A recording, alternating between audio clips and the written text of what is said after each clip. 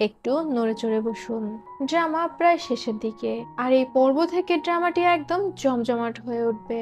তো আর কথা না বাড়িয়ে ড্রামা এনজয় করা যাক। জিয়ান তো টেনশনে পড়ে গিয়েছিল। ইউদু জিয়ানকে অনেকটা নাড়িয়ে দিয়েছিল, আর জিয়ান দাঁড়িয়ে দাঁড়িয়ে ইউদুর কথাই চিন্তা করছিল। ইউদু যে তাকে বলে গিয়েছিল হাইশির খুশির কথা চিন্তা করে জিয়ান যদি একদিনও তার সাথে থাকতে পারে সেটাই যথেষ্ট। একটু পরেই সেই ঘরে হাইশি আসে জিয়ানের জন্য ওষুধ নিয়ে। জিয়ান সেই ওষুধটা খাওয়ার পর হাইশি জিয়ানের মুখের ভিতর এক টুকরো চিনি ঢুকিয়ে দেয়। জিয়ান তখন হাইশিকে একটা চিঠি দেখায়, যেটা মিস্টার ঝ্যাং পাঠিয়েছিল। মিস্টার ঝ্যাং লিখেছিল ওয়াংজান পাসে বর্তমানে কোনো সমস্যা নেই। হাইশি তখন বলে সে জিয়ানকে একটা বিষয় বলতে তো ভুলে গিয়েছে। মিস্টার তাং কোর্টের মধ্যে ইশারায় যার সাথে কথা বলছিল, হাইশি তার পরিচয় বের করতে পেরেছে। আর আপনারা শুনলে অবাক হয়ে যাবেন, সেটা ছিল জি চ্যাং। তবে জিয়ান বরাবরের মতোই চুপচাপ। আর এরপর জিয়ান হাইশিকে বলে, যেহেতু মিস্টার ঝ্যাং লিখেছে হুয়াংজান পাসে কোনো সমস্যা নেই, তাহলে তো তোমার এখন না গেলেও চলছে। এটা শুনে তো হাইশি খুশি হয়ে যায়। সে তো সবসময় চায় জিয়ানের আশেপাশেই থাকার জন্য। জিয়ান তার আংটিটা আবারও হাইশিকে দেয়। এরা যে কতবার আংটি দিবে আর ফেরত নেবে আল্লাহ জানে।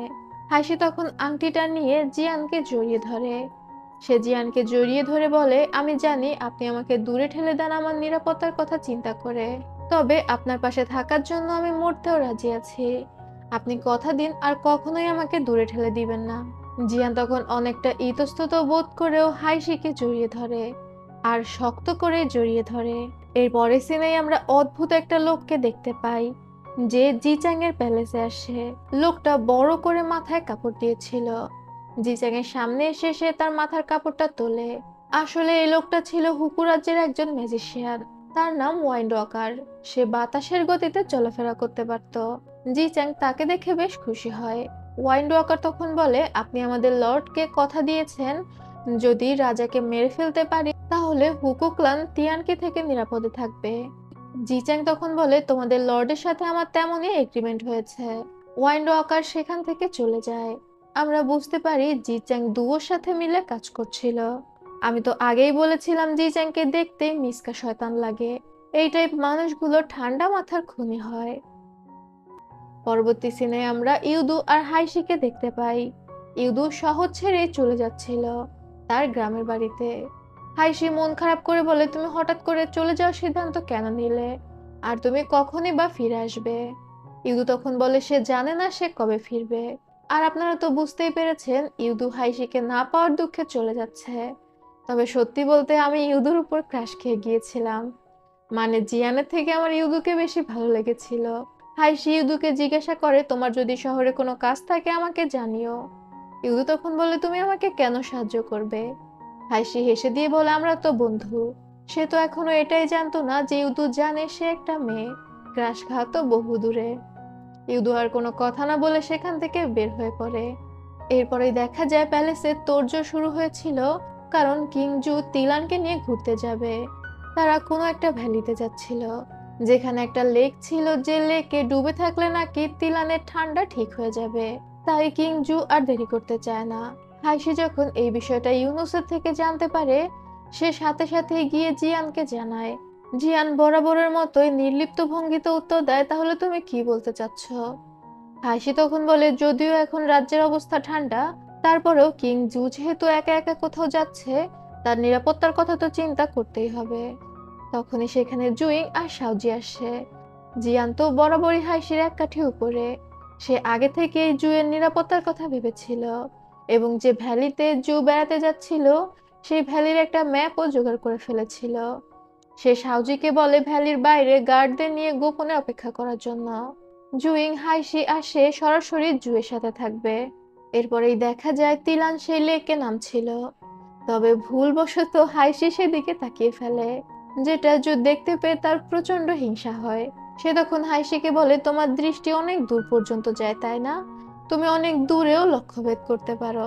হাইশি তো প্রথমে বুঝতে পারে না জু কি বলার চেষ্টা করছে। আর এরপরে হাইশিকে বলে, তোমার চোখের জন্য এখন তোমাকে শাস্তি পেতে হবে।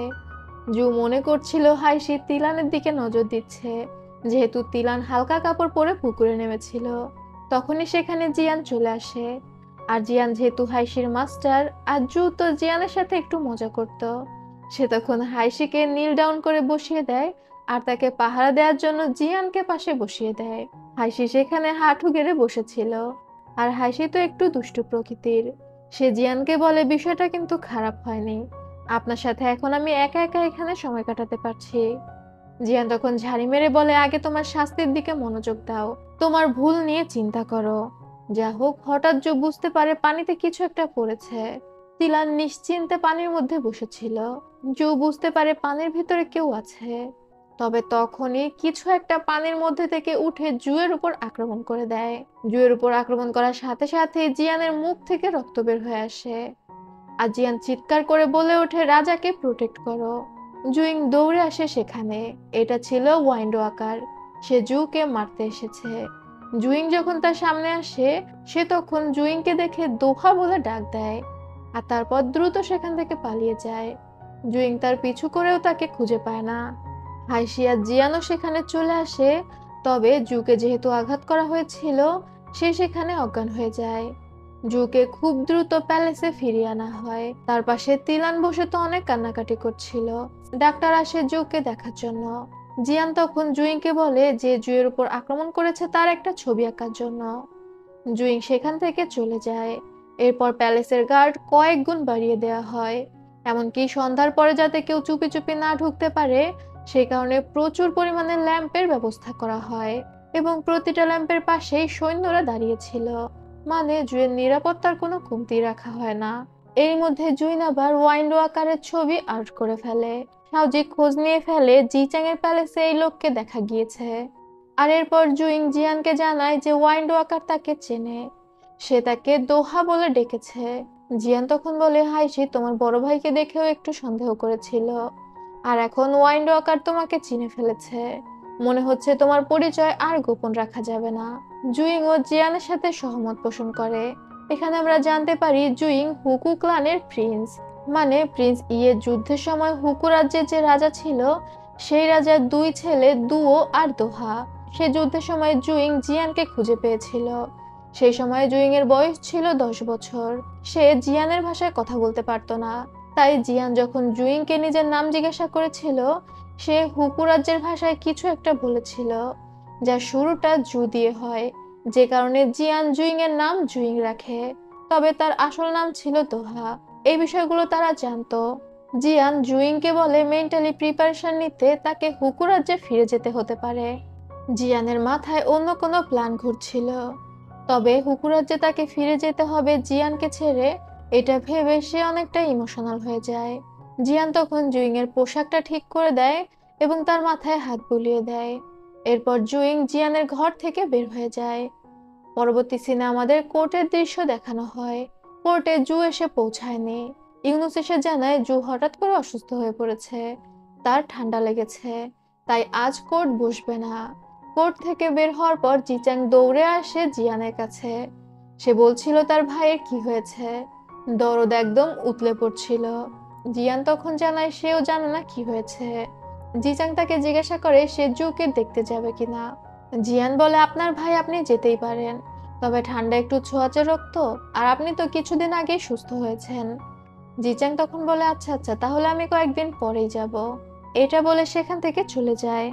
পরবর্তী সিনে আমরা দুওকে দেখতে পাই। তার কাঁধে ছিল জিচাং এর ঈগল। জিচাং তাকে খবর পাঠিয়েছিল যে ওয়াইন্ড ওয়াকার ব্যর্থ হয়েছে। দুওর তো এই বিষয়টা মোটেও ভালো লাগে না। দুও সেনাপতি এসে জিজ্ঞাসা করে এটা কিভাবে হলো, ওয়াইন্ড ওয়াকার তো কখনোই ব্যর্থ হতে পারে না। দুও তখন বলে তার ছোট ভাই দোহা সেখানে রয়েছে, সে রাজাকে প্রোটেক্ট করছে, আর দোহা থাকতে ওয়াইন্ড ওয়াকার কোনোভাবেই বাড়াবাড়ি করবে না, কারণ সে আমার মায়ের প্রতি লয়াল। দুও সেনাপতি তখন জিজ্ঞাসা করে তাহলে আপনি কি করবেন। দুও তখন বলে সে আগামী মাসের প্রথম দিন আবারও আক্রমণ করবে, তবে এবার সে শুধুমাত্র ওয়াইন্ড ওয়াকারকে পাঠাবে না, তার সাথে একজন আলকেমিস্টকেও পাঠাবে। ওয়াইন্ড ওয়াকার ছিল একজন ম্যাজিশিয়ান, আর যে আলকেমিস্টকে পাঠাতে চাচ্ছিল সেই আলকেমিস্টের শরীর কোনো তলোয়ার দিয়ে কাটতো না। দুও এর শেষ দেখতে চাচ্ছিল, সে যে কোনো ভাবেই জিয়ান আর কিং জুকে মেরে ফেলবে। এরপরেই আমরা আঙ্কেল শিকে দেখতে পাই। সে কিছু কাপড় টুকরো টুকরো কেটে একজনকে ডেকে বলে সেগুলো ফেলে দিতে। তখনই অন্য একজন অ্যাসিস্ট্যান্ট এসে খবর দেয় যে লিউ এসেছে। লিউ এখানে তিলানের জন্য কাপড় নিতে এসেছিল। তবে ওই সৈন্য যখন ঝুড়ি ভর্তি কাটা কাপড় নিয়ে যাচ্ছিল, একটা কাপড় উড়ে এসে লিউয়ের হাতের কাছে পড়ে। লিউ সেই কাপড়টা ধরে। তবে এই বিষয়টা আঙ্কেল শি আবার দেখতে পেয়ে যায়। সে তখন ওই সৈন্যকে ঝাড়ি মারে কাপড়গুলো ঠিকভাবে না নেওয়ার জন্য। লিউ বলছিল এটা কোনো বিষয় না, তবে আঙ্কেল শি প্রচুর পরিমাণে নাটক করত। সে প্রায় কান্নাকাটি করছিল যে এই বিষয় যদি রাজা জানতে পারে তাহলে তো তাকে 20টা বেত মারা হবে। আর সে লিউকে বলে ফেব্রিক অফিসে ফিরে যেতে, তিলানের জন্য কাপড় সে নিজেই নিয়ে আসবে। তবে লিউ যখন যাচ্ছিল হঠাৎ করে আঙ্কেল শির মনে হয় যদি লিউ কিছু বুঝে যায়, সেই কারণে সে আবারও দৌড়ে লিউয়ের কাছে যায় এবং লিউকে বলে সে তো বলতে ভুলেই গিয়েছে লর্ড জি চ্যাং তাকে ডেকেছে। লিউ অবাক হয়ে বলে জি চ্যাং তাকে কেন ডাকবে। আঙ্কেল শি তখন বলে লর্ড জি চ্যাং এর মা তো এমব্রয়ডারি করতে পছন্দ করতেন, সে কিছু এমব্রয়ডারি করে রেখে গিয়েছে, তবে সে আপনার মতো ভালো কাজ করতে পারতেন না। লর্ড জি চ্যাং তার মায়ের এমব্রয়ডারি গুলো সংরক্ষণ করার জন্য আপনাকে দিয়ে সুন্দর করে এমব্রয়ডারি করিয়ে নিতে চায়। লিউ তখন বলে সেগুলো ফেব্রিক অফিসে পাঠিয়ে দিলেই তো হলো। তবে আঙ্কেল শি জানায় লর্ড জি চ্যাং সেটা ফেব্রিক্স অফিসে পাঠাতে চায় না, সে তার বাড়িতেই সমস্ত জিনিসপত্র অ্যারেঞ্জ করে রেখেছে, লিউ যেন গিয়ে সেলাই করে দিয়ে আসে। তাই বাধ্য হয়ে লিউ আঙ্কেল শিয়ের সাথে জি চ্যাং এর প্যালেসে আসে। প্যালেসে ঢুকতে ঢুকতে লিউ এর সাথে থাকা মেয়েটি যার নাম ছিল সু, তার কিছুটা অদ্ভুত লাগছিল। তবে লিউ তাকে শান্ত করে। লিউ স্বাভাবিকভাবে এসে জি চ্যাং এর সাথে কথা বলে। জি চ্যাং তো প্রথমে বুঝতেই পারে না কি হচ্ছে। সে আঙ্কেল শিয়ের ইশারা পেয়ে লিউকে ভিতরে পাঠিয়ে দেয় আর তারপর ভিতরে গিয়ে আঙ্কেল শিয়ের সাথে কথা বলে, যেখানে আঙ্কেল শি জানায় লিউয়ের হাতে একটা টুকরো কাপড় পড়ে গিয়েছিল। সে বুঝতে পারছে না লিউ কিছু জানতে পেরেছে কিনা, তবে জানতে পারলে তো সমস্যা। জি চ্যাং এখনো পর্যন্ত বলছিল যে তুমি কি বলতে চাচ্ছ আমি কিছুই বুঝছি না। আঙ্কেল শি তখন বলে সে এতদিন জেনারেল সু এর স্পাই হয়ে কাজ করত, এখন সে জি চ্যাং এর হয়ে কাজ করতে চায়।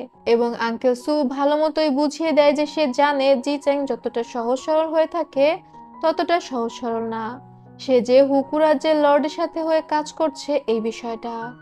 জি চ্যাং তখন বুঝতে পারে যে আঙ্কেল শি সবকিছুই জানে আর সে তাকে প্রোটেক্ট করার জন্যই লিউকে এখানে নিয়ে এসেছে। তখন সে আর কিছু বলে না। এদিকে লিউকে একটা এমব্রয়ডারি করা কাপড় দেয়া হয়। লিউকে ওই এমব্রয়ডারি হাত দিয়ে ধরে অনুভব করে সেম আর একটা বানাতে হবে। লিউ সেই কাজে ব্যস্ত ছিল। এদিকে জুইং আসে ফেব্রিক অফিসে লিউয়ের খোঁজে। তবে সে জানতে পারে লিউ সকালবেলা আঙ্কেল শিয়ের অফিসে গিয়েছে, এখনো পর্যন্ত ফেরেনি। যেটা শুনে তো জুইং অনেক টেনশনে পড়ে যায়। সে দৌড়ে বের হয়ে যায় এবং খোঁজ লাগায় যে লিউ কোথায়। তখন একজন গার্ড এসে তাকে জানায় আঙ্কেল শি আর লিউকে জিচ্যাং এর প্যালেসের দিকে যেতে দেখা গিয়েছে, তবে জিচ্যাং এর প্যালেস থেকে তারা আর ফেরেনি। এদিকে জিয়ান অনেকগুলো বই কিনেছিল, সে সাউজির মাধ্যমে বইগুলো লাইব্রেরিতে পাঠিয়ে দেয়। হাসি তার কাছে এসে জিজ্ঞাসা করে আপনার শরীর কেমন আছে। হাসির একমাত্র কাজ জিয়ানকে এসে জিজ্ঞাসা করা জিয়ানের শরীর ভালো আছে কিনা। সে তো জিয়ানকে নিয়ে খুবই চিন্তায় ছিল। তারা কথাই বলছিল তখনই দেখতে পায় জুইং অস্থির হয়ে তার কাছে আসে। জিয়ান জিজ্ঞাসা করে জুইং কোথায় যাচ্ছে। জুইং তখন জানায় সে জিচ্যাং এর প্যালেসে যাচ্ছে। জিয়ান ধাক্কা মেরে জুইংকে ভিতরে নিয়ে আসে, তবে জুইং বের হয়ে যেতে চাচ্ছিল। হাইশি আর জিয়ান কোনোভাবে জুইংকে আটকায়। তারা জানতে চাচ্ছিল কাহিনী কি। জুইং তখন জানায় জি চ্যাং লিউকে আটকে রেখেছে। লিউ তো জিয়ানের স্পাই ছিল। জুইং এর ভয় ছিল এই বিষয়টা যদি জি চ্যাং জেনে যায় তাহলে তো লিউকে মেরে ফেলবে, যেহেতু এর আগেও ম্যাডাম জিউকে মেরে ফেলা হয়েছিল। তবে হাইশি জুইংকে শান্ত করে এবং তাকে প্রমিস করে যে সে লিউকে বের করে আনবে। আর তাছাড়া জি চ্যাং তার প্যালেসে লিউয়ের কোনো ক্ষতি করবে না, কেননা সে যে বোকা বোকা ভাব নিয়ে থাকে তার প্যালেসে লিউয়ের কিছু হয়ে গেলে তো তার মুখোশটা উন্মোচন হয়ে যাবে। জুইং অনেক কষ্টে নিজেকে সামলে নেয়, শুধুমাত্র হাইশিকে বিশ্বাস করে বলে। এরপরে দেখা যায় কিং জু শুয়ে শুয়ে কেক খাচ্ছিল। সে আসলে কোমায় চলে যাওয়ার নাটক করছিল, তবে সে সুস্থই ছিল। হাইশি কিং জুয়ের কাছে আসে। সে এসে জুকে গ্রেটিং করে, তবে হাইশির আওয়াজ শুনেই জু কেক রেখে দিয়ে চোখ বন্ধ করে পড়ে থাকার ভান করে। হাইশি তখন বলে আমি আপনার কেকের ঘ্রাণ পাচ্ছি। জু তখন বুঝতে পারে সে হাইশি থেকে নিজেকে লুকাতে পারবে না। সে তখন উঠে বসে বলে তোমার মাস্টার তোমাকে বলেছে যে আমি সুস্থ। হাইসি তখন বলে, মাস্টার আমাকে বলেনি। আপনি যে মাস্টারকে ইশারা করছিলেন এটা আমি দেখে ফেলেছি। জু তখন বলে, মিস্টার হাইসি, তুমি কি ইঁদুর? কোনো কিছুই তো তোমার চোখ এড়ায় না। হাইসি তখন মুচকি হাসে। আর তারপর জু আবারও বলে, এবার বলো তোমার চাহিদা কি? তুমি তো আমার কাছে যতবারই আসো কিছু না কিছু চাইতেই আসো, আর আমিও অদ্ভুতভাবে সবকিছু মেনে নেই। হাইসি তখন বলে, সে নিজের জন্য না, জুইং এর জন্য একটা জিনিস চাইতে এসেছে। সে জুকে জানায় জুইং আর ফেব্রিক অফিসের মিস লিউ একে অপরকে ভালোবাসে। জু যেন তাদের বিয়ের বিষয়টি ঘোষণা করে দেয়। জু হতাশ হয়ে বলে, তোমার জন্য দেখছি আমার এখন কোমা থেকে বের হতেই হবে। পরদিন সকালে দেখা যায় জি চ্যাংকে তার ইউনুস জানায় মিস লিউয়ের জন্য রাজার একটি আদেশপত্র রয়েছে, আর গত রাতের মধ্যে লিউ তার এমব্রয়ডারি শেষ করে ফেলেছে। এখন তো আর তারা কোনোভাবে লিউকে আটকে রাখতে পারবে না। রাজার আদেশ গ্রহণ করার জন্য তো লিউকে বের হতে হবে। জিচ্যাং তখন ওই লোককে জিজ্ঞাসা করে গত রাতে কি লিউয়ের মধ্যে অস্বাভাবিক কিছু দেখা গিয়েছে কিনা। ওই লোক জানায় সারা রাত একজন লিউয়ের উপর নজর রেখেছে, তবে লিউ খুব শান্তভাবে শুধু সেলাই করেছে, তার মধ্যে কোনো প্যানিকড ভাব দেখা যায়নি। জিচ্যাং তখন মনে করে লিউ আসলে কিছু বুঝতেই পারেনি, অন্ধ একটা মেয়ে, তাই সে লিউকে ছেড়ে দেয়। লিউ জিচ্যাং এর প্যালেস থেকে অবশেষে বের হতে পারে। এদিকে জুইং তো টেনশনে মরেই যাচ্ছিল। জিয়ান তাকে বলে একটু শান্ত হও, তবে সে শান্ত হতে পারছিল না। তখনই একজন বাইরে থেকে খবর দেয় যে মিস লিউ জিচ্যাং এর প্যালেস থেকে বের হয়েছে। সে হয়তো কিছু সময়ের মধ্যে ফেব্রিক অফিসে পৌঁছাবে। জুইং কিছুটা স্বস্তি পায়। সে অস্থির হয়ে বের হতে চাচ্ছিল লিউ এর সাথে দেখা করতে যাওয়ার জন্য, তবে জিয়ান বলে তুমি এখন সেখানে যেতে পারবে না, তোমাকে এখন রেস্টুরেন্টে গিয়ে আমার জন্য ওয়াইন আনতে হবে। জিয়ান একটা ওয়াইনের নামও বলে দেয়। জুইংকে বাধ্য হয়ে যেতে হয় সেই ওয়াইন আনতে। এদিকে লিউ ফেব্রিক অফিসে ফিরে আসে। সু লিউকে জানায় জিয়ান তার জন্য অপেক্ষা করছে। সু লিউয়ের সাথে জিয়ানকে কথা বলতে দিয়ে সেখান থেকে চলে যায়। জিয়ান লিউর সাথে প্রথমে একটু নর্মাল কথাবার্তা বলে, আর তারপর লিউকে ডিরেক্ট বলে যে জু হচ্ছে হুকু রাজ্যের প্রিন্স। এতদিন জুয়ের পরিচয় গোপন রাখলেও এখন আর জুয়ের পরিচয় গোপন রাখা হয়তো সম্ভব হবে না। আর রাজা যখন জানতে পারবে জুইং হুকু রাজ্যের প্রিন্স, সে সাথে সাথে জুইং এর মৃত্যুদণ্ড ঘোষণা করবে। লিউ তো এসব শুনে হতভম্ব হয়ে যায়। জিয়ান আরো জানায় সে জুইংকে এখান থেকে চলে যেতে বলেছে, তবে জুইং বলেছে সে লিউকে ছেড়ে যেতে পারবে না। লিউ জুইং এর দুর্বলতা হয়ে গিয়েছে। এখন যদি জুইংকে এখান থেকে পাঠিয়ে দেওয়া যায় তাহলেই জুইং বাঁচতে পারবে, তা না হলে জুইং এর বাঁচার কোনো সম্ভাবনাই নেই। লিউ তখন বলে, আমি বুঝতে পেরেছি আমাকে কি করতে হবে।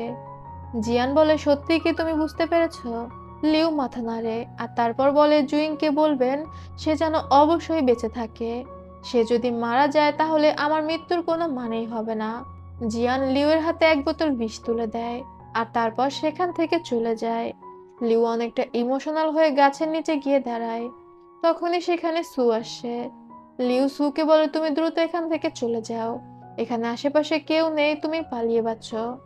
সু তখন বলে, আপনি তো চোখে দেখতে পান না, এতদিন পর্যন্ত আমি ছিলাম আপনার চোখ, এখন আপনি যেখানে যাবেন আপনার চোখও তো সেখানে যাবে।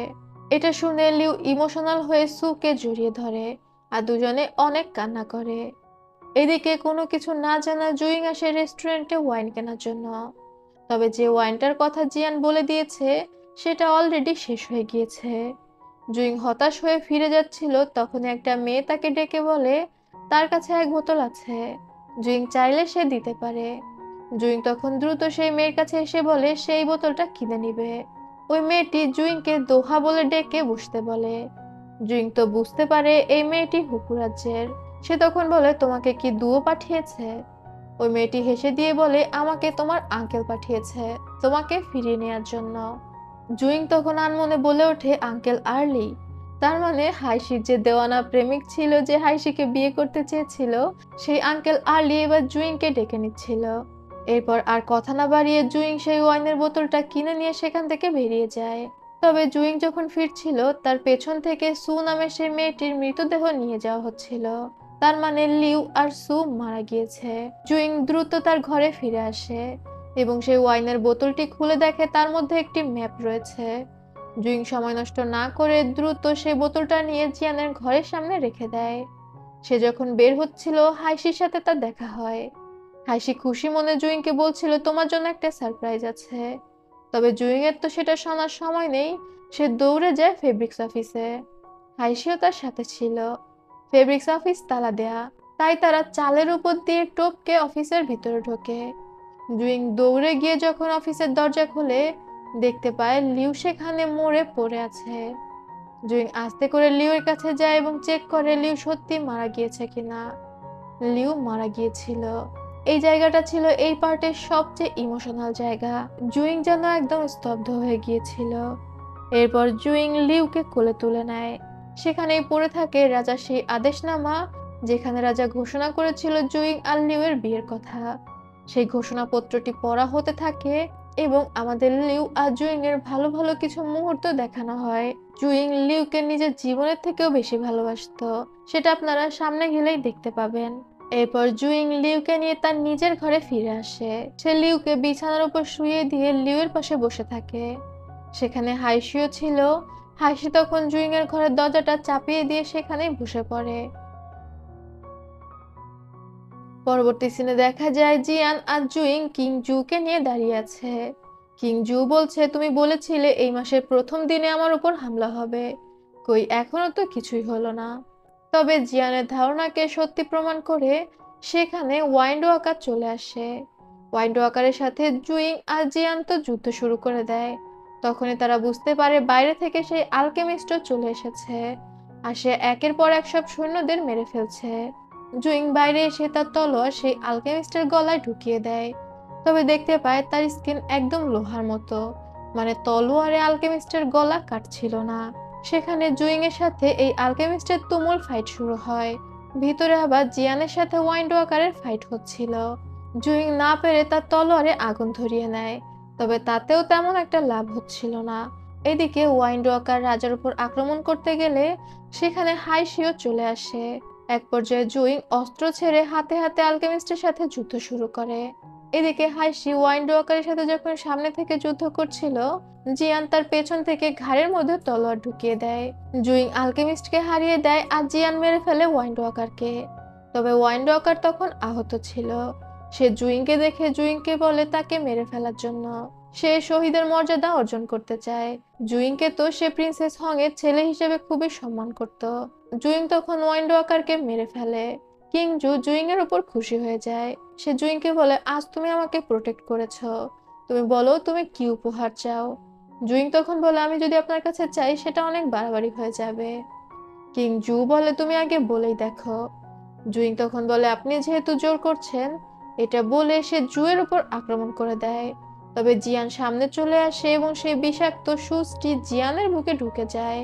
জুইং আর কোনো কথা না বলে সেখান থেকে দ্রুত পালিয়ে যায়।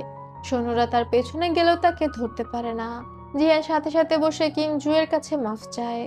কিং জু তখন বলে, এগুলো বাদ দাও, আগে নিজের চিকিৎসা করো। জু সেখান থেকে চলে গেলে জিয়ান হাইশিকে বলে জুইং এর পেছনে যেতে। জিয়ান হাইশিকে বলে দেয়, জুইংকে ফিরিয়ে আনতে না পারলে তুমি তাকে মেরে ফেলো। হাইশি অবাক হয়ে জিয়ানের দিকে তাকায়। জিয়ান তখন বলে, জুইং এখন পাগল হয়ে গিয়েছে, আর একমাত্র তুমি ছাড়া কেউ তাকে হারাতে পারবে না। পরবর্তী সিনে দেখা যায় জিয়ানের চিকিৎসা করা হয়েছে। ডাক্তার জিয়ানকে ওষুধ দিয়ে বেরিয়ে গেলে সেখানে হাইশি আসে। হাইশি জিয়ানকে জিজ্ঞাসা করে, মাস্টার আপনি কতজন মানুষকে মেরেছেন? জিয়ান তখন বলে, অগণিত। হাইশি আবারও জিজ্ঞাসা করে, শেষ কবে কাউকে মেরেছেন? জিয়ান বলে, ফেক প্রিন্সেস ইয়ানলিন যখন এসেছিল তখন। হাইশি ঝাড়ি মেরে বলে ওঠে, মিথ্যা কথা, আপনি গতকাল লিউকে মেরে ফেলেছেন। আমি খোঁজ নিয়ে দেখেছি লিউ অফিসে ফিরে আসার পর আপনি কিছুক্ষণ লিউর সাথে কথা বলেছেন। আপনার কি মনে হয় না লিউ এই কষ্টজনক মৃত্যুর জন্য আপনাকে অভিশাপ দিচ্ছে? জিয়ান চুপচাপ একদম হাইশির কথা শুনছিল। সে তো হাইশির পেইনটা বুঝতে পারে। হাইশি আবারও বলে, ছোটবেলা থেকে সে জুইংকে ভাই মেনে বড় হয়েছে, সে এখন কিভাবে জুইংকে হত্যা করবে? তখনই জিয়ান বলে, তোমার এখন বেরিয়ে পড়া উচিত। হাইশি যাওয়ার সময় জিয়ানকে বলে, মাস্টার আপনি কি আমাদের এই কারণে বড় করেছিলেন যাতে আমরা একে অপরকে মারতে পারি? আমরা শুধুমাত্র আপনার চালের গুটি। আপনার প্রতি লয়াল সব মানুষদের প্রতি আপনি এত কঠোর কেন? মানে যা যা বলা যায় সবকিছু বলে হাইশি সেখান থেকে চলে যায়। জিয়ান নিরুত্তর ভাবে সেখানে বসে থাকে। এরপরে দেখা যায় হাইশি একটা কুঁড়ে ঘরের সামনে যায়। তার সাথে কিছু সৈন্যরাও ছিল। সেখানে জুইং এর ঘোড়াটাকে বাধা দেখে তারা নিশ্চিত হয়ে যায় যে জুইং এখানেই আছে। সেসব সৈন্যরা জুইং এর উপর আক্রমণ করে দেয়। জুইং তো তাদের সাথে খুব ভালো ফাইট ব্যাক করে, তবে যখন হাইশি যায় সে হাইশির উপর আক্রমণ করে না, বরং সে হাইশিকে আঘাত না করে সেখান থেকে পালিয়ে যায়। হাইশি অবাক হয়ে জুইং এর যাওয়ার দিকে তাকিয়ে থাকে। পরবর্তী সিনে দেখা যায় হাইশি হুয়াংজান পাসে ফিরে এসেছে, কারণ জুইং তো যাচ্ছে হুকু রাজ্যের দিকে, আর হুয়াংজান পাস ক্রস করেই তো হুকু রাজ্য।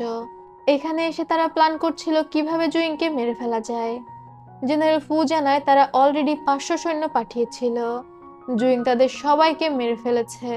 সে বলছিল জুইং একটা ভূতের মতো, তাকে হারানো কোনোভাবেই সম্ভব না। হাইশি তখন জেনারেল তাংকে বলে তাকে অল্প কিছু মানুষ দেওয়ার জন্য, এবং জেনারেল ফুয়ের সাথে সে বের হতে চায় জুইং এর উদ্দেশ্যে। এদিকে জুইং ঘোড়া নিয়ে অনেকটা দূর চলে এসেছে। সে হাঁটতে হাঁটতে হঠাৎ আকাশের দিকে তাকালে সেখানে লিউকে দেখতে পায়। জুইং এর জন্য আমার আসলেও প্রচন্ড মায়া লাগছিল। সে তখন আস্তে আস্তে সেদিকে হাঁটতে থাকে। তখনই বুঝতে পারে পেছন থেকে কেউ আসছে। জুইং ঘোড়া ছুটিয়ে পালাতে শুরু করে। পেছনে হাইশি তার একটা গ্রুপ নিয়ে এসেছিল, সাথে ছিল মিস্টার ফু। কিছু দূর যাওয়ার পর তারা দেখতে পায় সামনে থেকে আরো কিছু সৈন্যরা আসছে। তারা মনে করে ওই সৈন্যগুলো হুকু রাজ্য থেকে আসছে। তখন জেনারেল ফু বলে জুইংকে আটকাতে হলে শুধুমাত্র হাইশি একমাত্র পারে তাকে আটকাতে। হাইশি অনেক দূর থেকে তীর লক্ষ্যভেদ করতে পারে, তাই একমাত্র সেই জুইংকে মারতে পারবে। আর জুইং যদি হুকু রাজ্যের মধ্যে চলে যায় তাহলে জুইংকে আর কোনোভাবেই ধরা সম্ভব হবে না। হাসি তখন তাদেরকে সেখানে রেখে এগিয়ে যায় জুইং এর পিছনে। জুইং তো ঘোড়া ছুটিয়ে যাচ্ছিল। তখনই আমরা পাস্টের একটা সিন থেকে দেখতে পাই এই সম্পূর্ণটাই ছিল জুইং আর জিয়ানের প্ল্যান।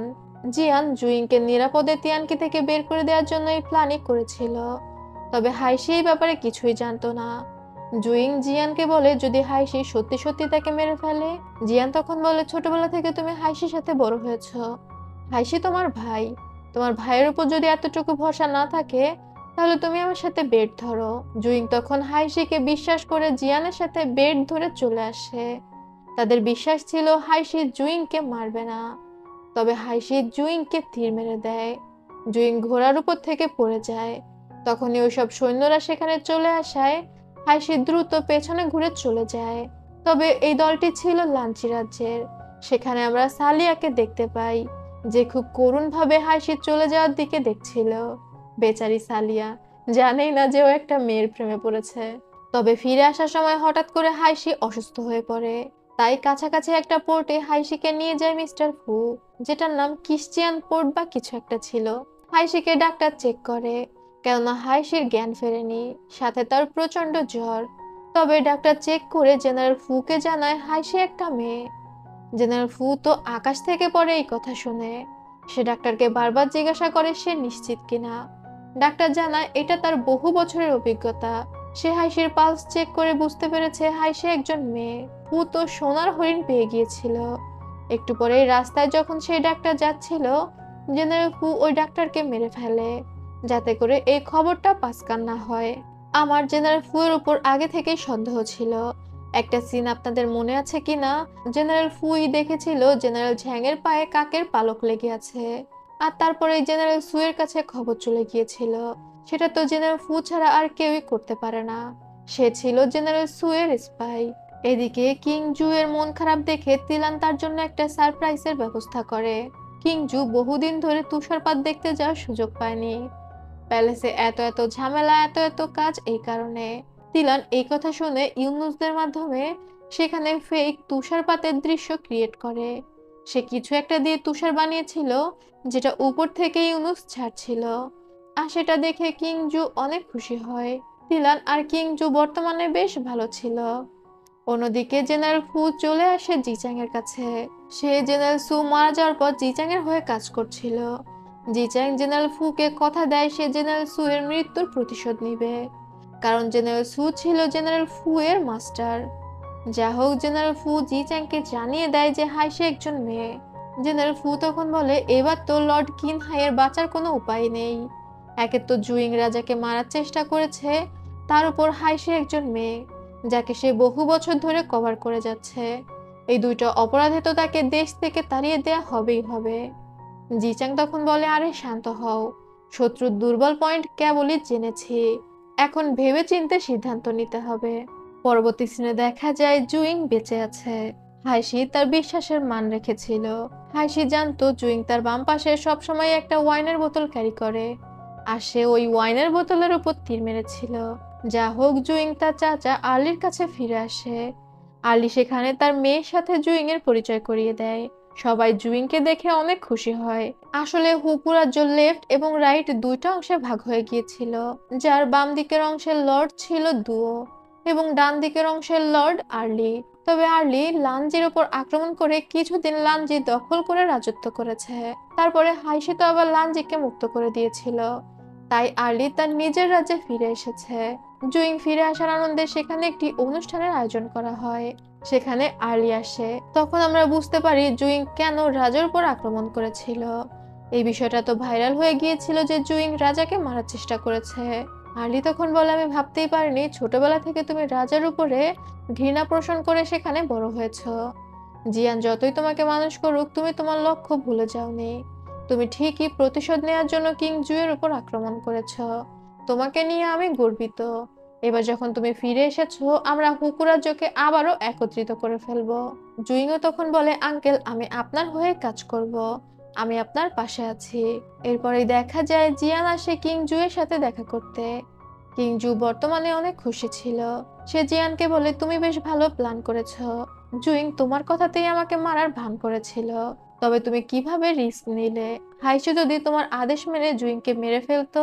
জিয়ান তখন বলে, হাইশি আর জুইং দুইজন দুজনকে ভাই মনে করে। তার বিশ্বাস ছিল হাইশি কখনোই জুইংকে মারবে না, আর রাজাকে মারার এই নাটকটা করেছিল যাতে জুইং তার ক্লানে গিয়ে ভালোভাবে থাকতে পারে। না হলে তো জুইং এর ক্লান মানে হুকু ক্লান জুইংকে অ্যাকসেপ্ট করবে না। এখন যেমনটা হয়েছে যে আঙ্কেল আর্লি ভেবেছে জুইং রাজাকে মারার চেষ্টা করেছে, তাই সে জুইংকে সাদরে গ্রহণ করেছে। যা হোক, কিংজু জিয়ানকে জানায় সে তিলানকে প্রথমে পছন্দ করেনি, তবে এখন সে তিলানকে ভালোবাসে। তাই তিলানকে সে তার ইমপ্রেস করার সিদ্ধান্ত নিয়েছে, মানে ডিরেক্ট কুইন। আর সে তিলানকে একটা গ্র্যান্ড ওয়েডিং উপহার দিবে। জিয়ান এটা শুনে খুশি হয় আর তারপর হাঁটু গেড়ে বসে বলে, আমি সিদ্ধান্ত নিয়েছি আমি আপনার বাইশি থেকে নিজেকে মুক্ত করব এবং স্বাধীন জীবনযাপন করব। এটা শুনে জু প্রচন্ড খুশি হয়ে যায়। এই বাইশি জিনিসটা যে কি এটা একটু পরেই আপনাদের ডিটেলসে বুঝিয়ে দিব। জু খুশি হয়ে জিয়ানকে বলে, এতদিনে তুমি একটা ভালো সিদ্ধান্ত নিয়েছো। আমি তো চাই তুমি মুক্ত জীবনযাপন করো, তুমি মুভ অন করো, সবকিছু নতুন ভাবে শুরু করো। জিয়ান তখন বলে, আপনি ঠিকই ধরেছেন, কেউ একজন আমার হৃদয়ে জায়গা করে নিয়েছে। জু তো আরো খুশি হয়ে যায়। সে বলে, কে সে স্পেশাল মেয়ে, তাকে তুমি আমার সাথে পরিচয় করাও। জিয়ান বলে, তার আমার মধ্যে কিছুটা ঝামেলা হচ্ছে, ঝামেলা মিটলেই আমি আপনাকে তার সাথে দেখা করিয়ে দিব। জু তখন বলে, সামনে 18 তারিখে জি চ্যাং এর জন্মদিন, অনেক বড় করে অনুষ্ঠান হবে, কেমন হয় তুমি সেদিন তাকে প্যালেসে নিয়ে এসো। জিয়ান তখন বলে, অবশ্যই। এরপরেই দেখা যায় তিলানের মেয়েড বিহং আর তিলান বসে গল্প করছিল। বিজি তিলানের জন্য খাবার নিয়ে আসে। তখনই তাদের ঘরের মধ্যে কিছু একটা পড়ে। বিজি গিয়ে সেই জিনিসটা তুলে নিয়ে আসে। দেখতে পায় সেটা ছোট্ট একটা ব্যাগ, যে ব্যাগের মধ্যে ছিল একটা পেন্ডেন্ট, ড্রাগন পেন্ডেন্ট, যেমনটা তিলান জিজান ওরা পরে থাকতো। তিলান পেন্ডেন্টটা দেখে চিনতে পেরে যায় এটা তার ভাই সুওলানের পেন্ডেন্ট। সেখানে একটা নোট ছিল, কিং জুকে মেরে ফেলো, না হলে এই পেন্ডেন্টের মালিককে মেরে ফেলা হবে। সাথে একটা পয়জনের বোতল ছিল। তবে এই লেটারটা পড়ার পর বিহং অস্থির হয়ে যায়। সে তিলানকে বলছিল খুব দ্রুত সিদ্ধান্ত নেওয়ার জন্য, প্রিন্স সুওলানের জীবন বিপন্ন।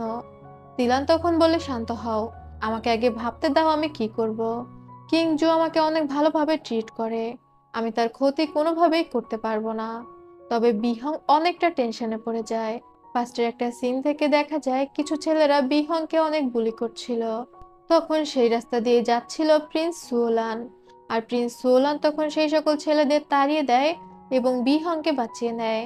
আর তারপরেই বুঝতেই পারছেন সে বিহংকে প্যালেসে নিয়ে গিয়েছিল এবং প্যালেস মেইডের চাকরি দিয়েছে। তার মানে প্রিন্স সুওলান বিহংয়ের জীবন বাঁচিয়ে দিয়েছিল। এখানেই সিন কাট হয়। কিং জু জিয়ানকে বলছিল হাইশি রিজাইন দিয়ে দিয়েছে। এটা শুনে তো জিয়ান অবাক হয়ে যায়। জু তখন জিয়ানকে বলে, তুমি দ্রুত হাইশিকে ফিরে আসার জন্য বলো। সে রিজাইন পত্রে লিখেছিল সে জুইংকে মারতে পারেনি, এই লজ্জায় সে আর দেশে ফিরবে না। এই কারণে সে আর্মি থেকে রিজাইন দিচ্ছে। কিং জু তো বুঝতে পারে এটা মিথ্যা কারণ। সে জিয়ানের উপর রাগ করে আর আসতে চাচ্ছে না। সে জিয়ানকে বলে এমনিতেই জুইং চলে গিয়েছে, এখন যদি হাইশিও আর ফিরে না আসে তোমার দুইটি হাতই কাটা যাবে। যেভাবে পারো হাইশিকে ফিরিয়ে আনার চেষ্টা করো।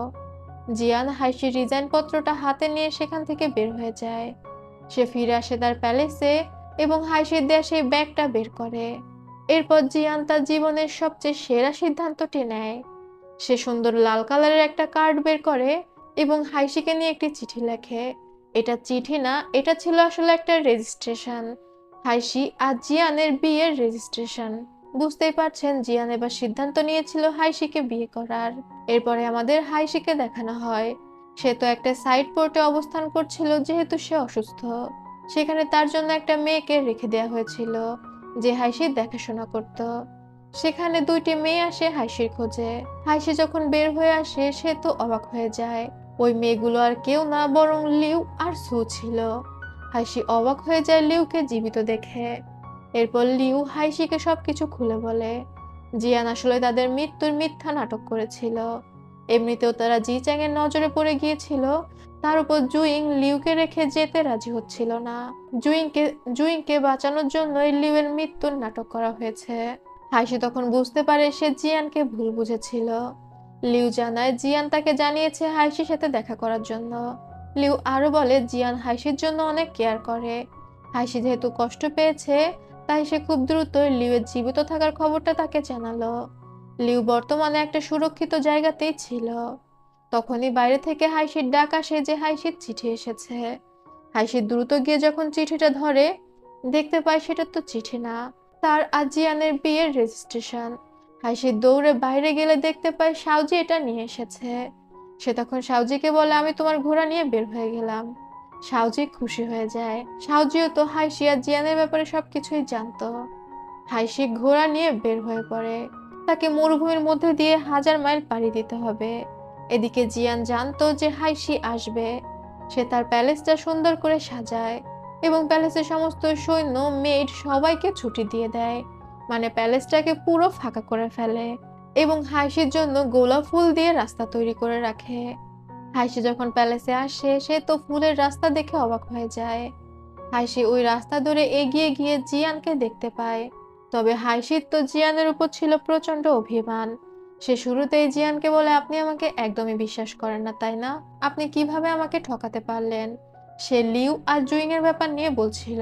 জিয়ান তখন বলে আমি খুব ভালো করেই জানতাম তুমি জুইংকে ছেড়ে দেবে। এই বিশ্বাস আমার তোমার উপরে ছিল। তবে হাইশি অনেকটা কষ্ট পেয়েছিল। সে ওই বিয়ের রেজিস্ট্রেশনটা ছুঁড়ে ফেলে দিয়ে বলে এগুলো কি? জিয়ান তখন বসে ওই রেজিস্ট্রেশনটা তোলে আর বলে এটাকে হারিয়ে ফেলো না, এটা আমাদের বিয়ের রেজিস্ট্রেশন। তবে হাইশি সেখান থেকে চলে যেতে চাচ্ছিল। জিয়ান তখন হাইশির হাত ধরে আর তারপর হাইশিকে পেছন থেকে শক্ত করে জড়িয়ে ধরে এবং বলে আই লাভ ইউ। এই কথাটা শোনার জন্যই তো হাইশি অপেক্ষা করছিল। হাইশির চোখে পানি চলে আসে। তাও সে রাগ দেখিয়ে বলে আমি জানি আপনি আমাকে ভালোবাসেন না। জিয়ান তখন বলে চলো আজই আমরা বিয়ে করে নিই। আর আমি তো তোমাকে বলেছিলাম আমি তাকে বিয়ে করব না যাকে আমি ভালোবাসি না। হাইশি আর কোনো কথা বলতে পারে না, তার চোখ তো টলটল করছিল। এদিকে জু আসে তিলানের কাছে। সে আবার তিলানের হাত ধরে বলে তোমার হাত অনেকটা ঠান্ডা এবং তিলানকে নিজের কাছে টেনে নেয়। তিলান তখন বলে সে তার জন্য স্যুপ রান্না করেছে। জু যেন স্যুপটা খেয়ে যায়। একটু পরে সেখানে বিহং স্যুপ নিয়ে আসে। তবে বিহং এর ব্যবহার আমার একদমই অদ্ভুত লাগছিল। তিলান এক প্রকার মিষ্টি বানিয়েছিল। জু প্রথমে সেই মিষ্টিটা খেয়ে চেক করে দেখে। আর এরপর হাইশির জীবনে আসে সেই সুখের মুহূর্ত। হাইশি আর জিয়ান বিয়ে করে। বিয়ে সমস্ত রিচুয়াল শেষে এবার তাদের রোমান্সের পালা। জিয়ান কিন্তু রোমান্সে বেশ পটু ছিল। সে হাইশিকে রোমান্স করার জন্য প্রস্তুত করছিল। জিয়ান মুচকি এসে জিজ্ঞাসা করে তোমার কি ভয় লাগছে? হাইশি কোনো কথা বলে না। তবে রোমান্সের চরম মুহূর্তে হঠাৎ করে জিয়ান অসুস্থ হয়ে পড়ে। সে বুঝতে পারে কোনো একটা ঝামেলা হয়েছে। হাইশি উঠে জিজ্ঞাসা করে তোমার কি হয়েছে? তখনই জিয়ান হাইশিকে অজ্ঞান করে সেখানে শুইয়ে দেয় আর তারপর দ্রুত ঘর থেকে বের হয়ে যায়। জিয়ান পাগলের মতো দৌড়ে যায় প্যালেসের দিকে। আসলে কিং জুকে বিষ দেওয়া হয়েছিল। এদিকে কিং জু তো ছিল তিলানের প্যালেসে। তিলানের প্যালেসের ওই স্যুপটা খেয়ে কিং জু মুখে হাত দিয়ে তাকিয়ে থাকে। বিহং ভয় পেয়ে যায়। তিলান জিজ্ঞাসা করে কি হয়েছে। জু তখন বলে অনেক গরম। তিলান তখন ওই স্যুপটা ফু দিয়ে দিয়ে জুকে খাইয়ে দিতে শুরু করে। এই দৃশ্য দেখে বিজি হাসলেও বিহং মুখ শক্ত করে দাঁড়িয়েছিল। জু তো তিলানের হাতে আরাম করে স্যুপ খাচ্ছিল। তখনই জিয়ান ভিতরে আসে আর কিছু একটা ছুঁড়ে স্যুপের বাটিটা ফেলে দেয়। জু জিয়ানকে দেখে দৌড়ে তার কাছে আসে, তবে জিয়ান সাথে সাথে অজ্ঞান হয়ে যায়। এরপর ডাক্তার জানায় জিয়ানকে বিষ দেওয়া হয়েছে, তাও যে সে বিষ না, এটা ছিল জুনিয়নের স্থানীয় একটা বিষ। আর এই বিষের এখনো পর্যন্ত কোনো অ্যান্টিডোট নেই। জু তো এটা শুনে পাগলের মতো চিৎকার করতে থাকে। সে নিজের জীবনের চেয়েও জিয়ানকে বেশি ভালোবাসতো। জিয়ান উঠে বসে বলে ডাক্তার ঠিকই বলছে, এই বিষের কোনো প্রতিষেধক নেই। আর তারপর ডাক্তারের দিকে তাকিয়ে জিজ্ঞাসা করে আমি আর কতদিন আছি। কি একটা কষ্টকর প্রশ্ন। ডাক্তার তখন বলে সাধারণ মানুষের ক্ষেত্রে 3 দিন হয়, তবে আপনার শরীরে এত পরিমাণ বিষের অ্যান্টিডোট গিয়েছে, আপনার শরীর অনেকটা স্ট্রং। তাই এই বিষ পুরো শরীরে ছড়িয়ে পড়তে আপনার হয়তো 1 মাস সময় লাগতে পারে। জিয়ান তখন জুকে বলে এই বিষয় নিয়ে প্রিন্সেস তিলানকে কিছু বলার প্রয়োজন নেই। যদিও বিষয়টি তার প্যালেসে ঘটেছে, কিন্তু সে তো দোষী নয়। তবে জু পাগলের মতো হয়ে গিয়েছিল। জিয়ান জুকে বলে দেয় তাকে বিষ দেওয়ার এই ঘটনাটি যেন বাইরে পাঁচকান না হয়, তাহলে জুয়ের জীবনে ঝুঁকি হতে পারে। এরপরে জিয়ান তার নিজের প্যালেসে ফিরে আসে। তাকে দেখেই বোঝা যাচ্ছিল সে অনেকটা অসুস্থ। সে এসে হাইশির পাশে বসে আর তারপর হাইশির গালে হাত দিয়ে বলে আমি ভেবেছিলাম আমি এখন তোমাকে একটা সহজ জীবন দিতে পারবো, কিন্তু আমি সরি। এটা বলার পর জিয়ান কান্না করে ফেলে। তবে জিয়ান যতই বলে যাক না কেন তিলানকে কিছু না বলতে, জু তো এটা ছাড়বে না। সে তিলানকে জিজ্ঞাসা করে এমনটা কেন হলো, তিলান কেন তাকে বিষ দিল। তিলান জানায় সে এই কাজ করেনি এবং ওই হুমকি দেওয়ার চিঠির ব্যাপারে সবকিছু খুলে বলে। জু হুঙ্কার ছেড়ে বলে এই ব্যাপারে তাকে আগে কেন জানায়নি। তিলান তখন বলে সে ভেবেছিল সে সমাধান করে ফেলতে পারবে, তাই সে জুকে কিছু জানায়নি। তবে তখনই বিহং বলে ওঠে প্রিন্সেস তিলান এই ব্যাপারে কিছু জানে না। প্রিন্স সুওলান তার জীবন বাঁচিয়েছিল, তাই সে প্রিন্স সুওলানের জন্য চিন্তিত হয়ে এই কাজ করেছে। এটা বলেই বিহং দেয়ালের সাথে নিজের মাথা গুঁতা দিয়ে পড়ে যায়। বিহং এর মাথা ফেটে যায়। বাইরে থেকে গার্ডরা দ্রুত আসে এবং চেক করে দেখতে পায় বিহং মারা গিয়েছে। জু তখন গার্ডদের হুকুম দেয় বিহংকে সেখান থেকে নিয়ে যাওয়ার জন্য। গার্ডরা বিহংকে বাইরে নিয়ে যায়। তখনই তিলান অসুস্থ হয়ে পড়ে। এরপরে আমাদের জি চ্যাংকে দেখানো হয়। তার কাছে একজন খবর দেয় যে গত রাতে হাইশি ফিরে এসেছে। হাইশি শহরে প্রবেশ করেছে এবং ডিরেক্ট জিয়ানের প্যালেসে চলে গিয়েছে। জি চ্যাং তখন বলে হঠাৎ করে সে কেন ফিরে আসলো। আচ্ছা যা হোক, ফিরে যেহেতু এসেছে তাকে আমার জন্মদিনের নিমন্ত্রণ পত্র পাঠাও।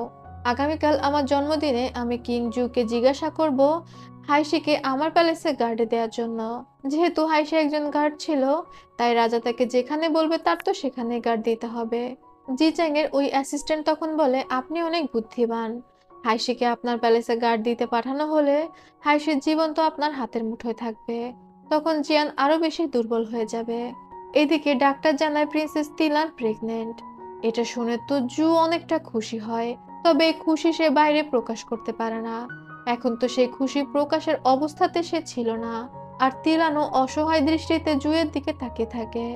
জু তখন বলে এই খবরটা যেন বাইরের কেউ জানতে না পারে এবং তিলানকে গ্রাউন্ডেড করে দেওয়া হয়। গ্রাউন্ডেড বলতে তিলান বাইরে যেতে পারবে না এবং বাইরের কেউ তিলানের কাছে আসতে পারবে না। জু সেখান থেকে বের হয়ে যায়। তিলান বেচারির জন্য আমার খারাপই লাগে।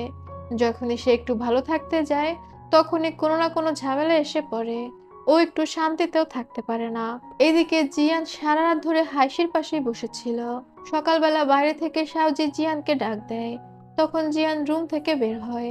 শাওজি জিয়ানকে জানায় জি চ্যাং এর প্যালেস থেকে হাইশির জন্য জন্মদিনের নিমন্ত্রণ পত্র এসেছে, আর সেই নিমন্ত্রণ পত্রে হাইশিকে মেয়ে হিসেবে সম্বোধন করা হয়েছে। জিয়ান বুঝতে পেরে যায় যে জি চ্যাং জেনে গিয়েছে হাইশি মেয়ে। শাওজি আরো জানায় সে গোপন সূত্রে জানতে পেরেছে জি চ্যাং আজকে হাইশিকে তার প্যালেসে গার্ডের জন্য চাইবে। আর কিং জু ভাইয়ের প্রতি যে ভালোবাসা, সে তো এক চান্সে হাইশিকে জি চ্যাংকে দিয়ে দিবে। তবে জিয়ান তো এটা হতে দিবে না। সে তো ভালো করেই বুঝতে পেরেছিল জিচাং এর উদ্দেশ্য ভালো না। সে শাওজিকে কানে কানে কিছু একটা শিখিয়ে দেয়, আর তারপর শাওজি সেখান থেকে চলে যায়। এরপরেই আমরা হাইশিকে দেখতে পাই। সে ঘুম থেকে জেগে উঠে ঘরে কোথাও জিয়ানকে দেখতে পায় না। তখন সে বের হয়ে আসে। সারা প্যালেস যেহেতু ফাঁকা ছিল, সে স্বাধীনভাবে মেয়ে সেজে ঘোরাঘুরি করছিল। হাইশি জিয়ানকে খোঁজার জন্য জিয়ানের রুমেও যায়, তবে জিয়ান তখন সেখানেও ছিল না। একটু পরেই জিয়ান তার কাছে আসে এবং জানায় জিয়ান তার জন্য ব্রেকফাস্ট রেডি করেছে। হাইশি এবার জিয়ানকে দেখে একটু একটু লজ্জা পাচ্ছিল। জিয়ান বলে আজ জিচাং এর বার্থডে উপলক্ষে সে প্যালেসে যাচ্ছে, হাইশি তার সাথে যেতে চায় কিনা। হাইশি তো এক বাক্যে হ্যাঁ করে দেয়। এরপর যখন তারা খেতে বসে, জিয়ান নিজে হাতে খুব যত্ন করে হাইশিকে খাবার খাইয়ে দিচ্ছিল। হাইশি একটু লজ্জা পাচ্ছিল। হাইশি তখন জিয়ানকে বলে, গত রাতে আমি খুব ক্লান্ত ছিলাম, এই কারণে হয়তো ঘুমিয়ে পড়েছি, তাই আমি আপনাকে সার্ভ করতে পারিনি, তবে আজ আমি জেগে থাকবো।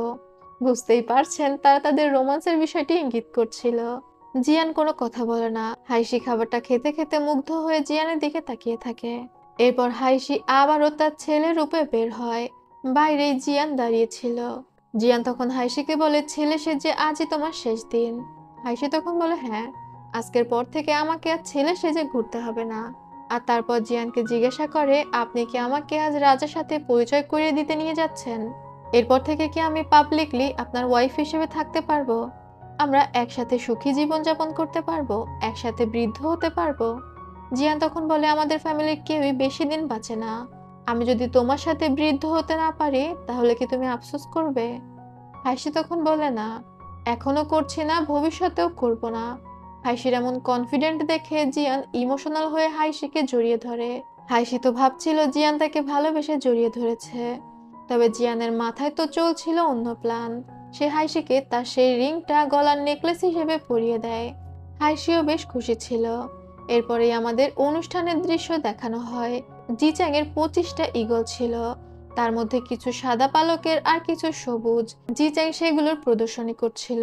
কিংজু যদি উড়ন্ত ঈগলগুলোর মধ্যে যে কোনো একটা সাদা পালকের ঈগলকে তীর মারতে পারে, তাহলে এমনটা বোঝা যাবে যে তিয়ানকের ভবিষ্যৎ সুন্দর। জিচ্যাং তার ঈগলগুলো ছেড়ে দিলে জু সত্যি সত্যি সাদা পালকের একটা ঈগলকে তীর লাগাতে সক্ষম হয়। সবাই তো জুয়ের জয় জয় করছিল। তখনই জিয়ান শাওজিকে কিছু একটা ইশারা করে। শাওজির হাতে ছিল একটা ঈগলের বাচ্চা। সে ওটাকে চাপ দিলে ঈগলের বাচ্চাটা ডাকতে থাকে। তখন উপর থেকে একটা ঈগল সেদিকে নেমে আসে। হাইচি কোনো একটা কারণে দৌড়ে পালাচ্ছিল, আর ঈগলটা তার পিছু করেছিল। সেই সময় জিয়ান হাইশির মাথার ব্যান্ডে তীর মারে, আর হাইশির চুলগুলো খুলে যায়। সবাই দেখতে পেয়ে যায় যে হাইশি একটা মেয়ে। সবাই তো হতভম্ব হয়ে দাঁড়িয়ে থাকে। হাইশি অদ্ভুতভাবে জিয়ানের দিকে তাকিয়েছিল। সে বিশ্বাস করতে পারছিল না জিয়ান এইভাবে তার পরিচয় সবার সামনে তুলে আনবে। জো বিষয়টি বুঝতে পারে। সে তখন হাইশির দিকে এগিয়ে আসে আর খেয়াল করে হাইশির গলায় জিয়ানের সেই আংটি। পাস্টের একটা সিন থেকে দেখতে পাই জিয়ান জুকে বলছিল এটা তার বাবার দেয়া শেষ স্মৃতি, এটা সে কাউকেই দিবে না। আর এরপর প্রেজেন্টে জু জিয়ানের দিকে তাকায়। এই আংটি সে হাইশিকে দিয়েছে, তার মানে জিয়ান যে মেয়ের কথা বলেছে সেটা হাইশি। জু বুঝতে পেরে যায় জিয়ানের ভালোবাসার মেয়ে হাইশি। সে তখন হাইশির কাঁধে হাত দিয়ে তাকে উপরে নিয়ে যায়। হাইশি বারবার জিয়ানের দিকে তাকাচ্ছিল। সে ভাবছিল জিয়ান তাকে প্রোটেক্ট করবে, তবে জিয়ান চুপচাপ সেখানে দাঁড়িয়ে থাকে।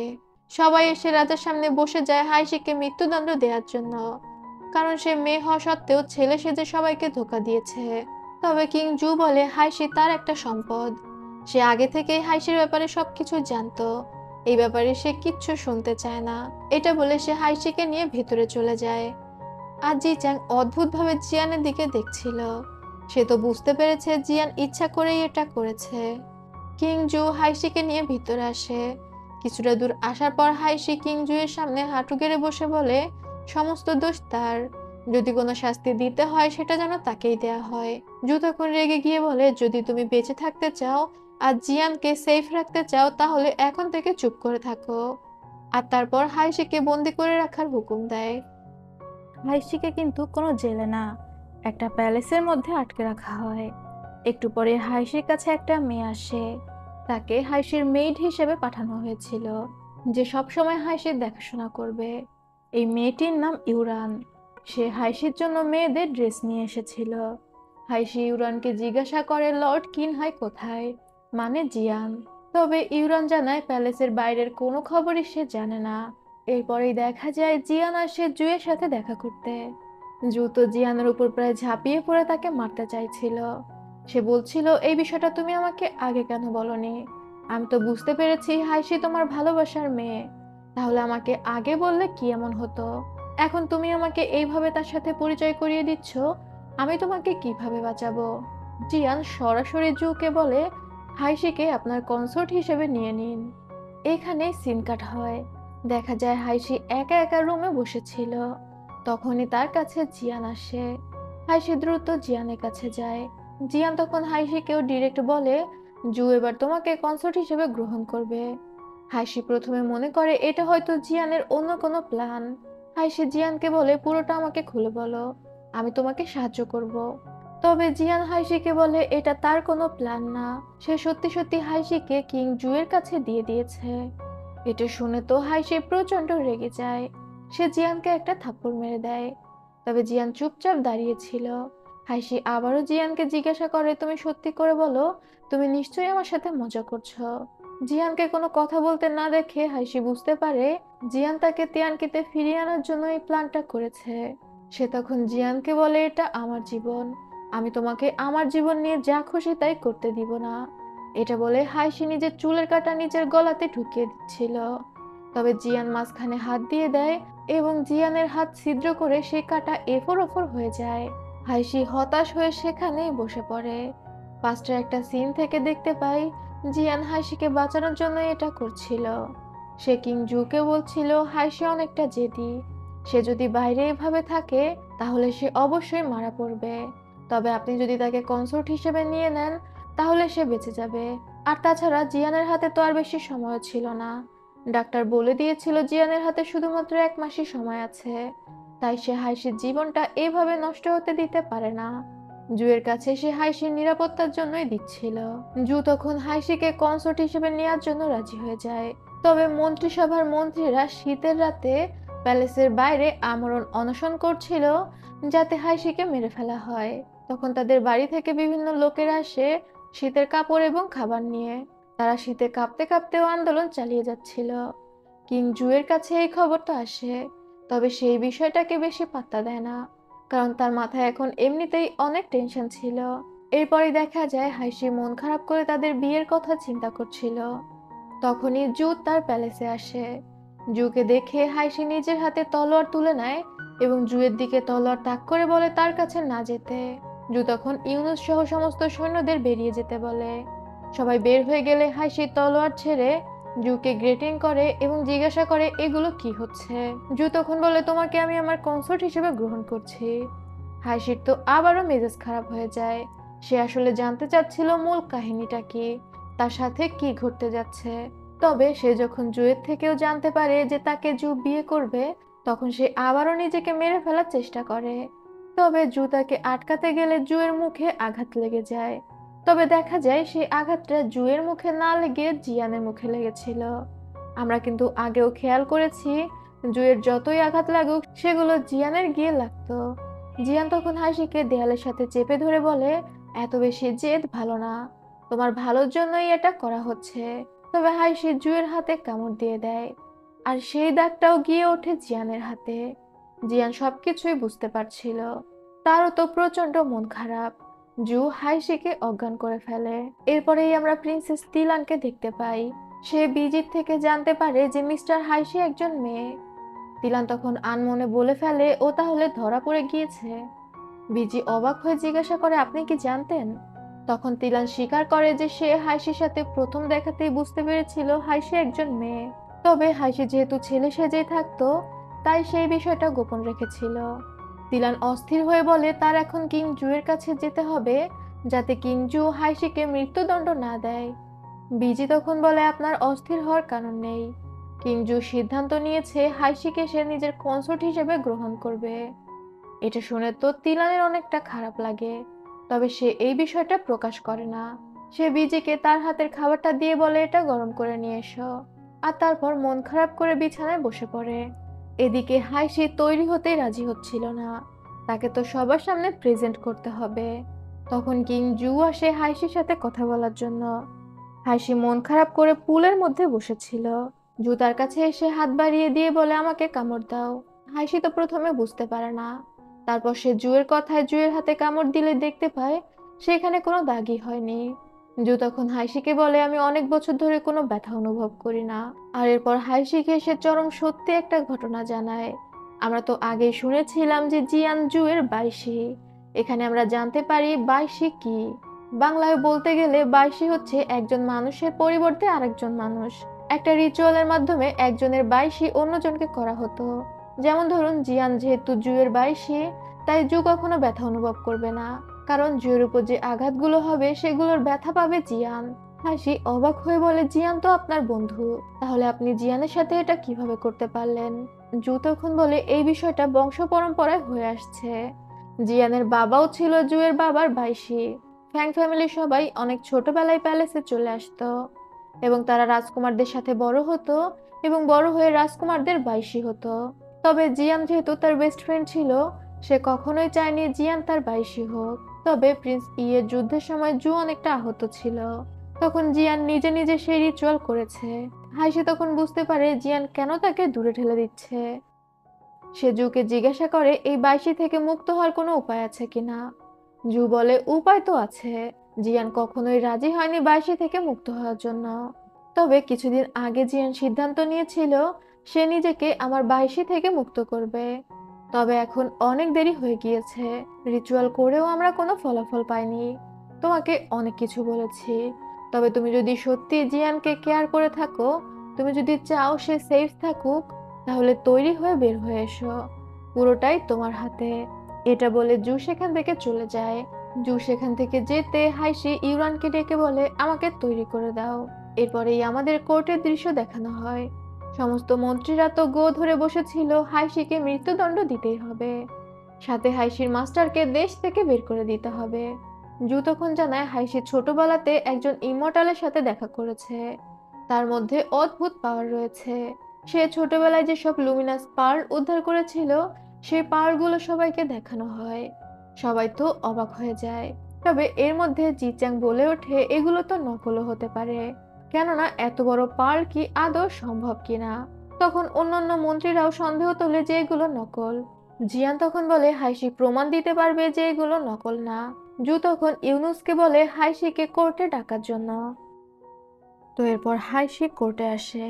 সে তো সুন্দর করে সেজেগুজে এসেছিল, তাকে অনেকটা সুন্দর লাগছিল। জিয়ান তো হাইসির দিক থেকে চোখই ফেরাতে পারছিল না। শত হলেও জিয়ানের একমাত্র ভালোবাসার মানুষ।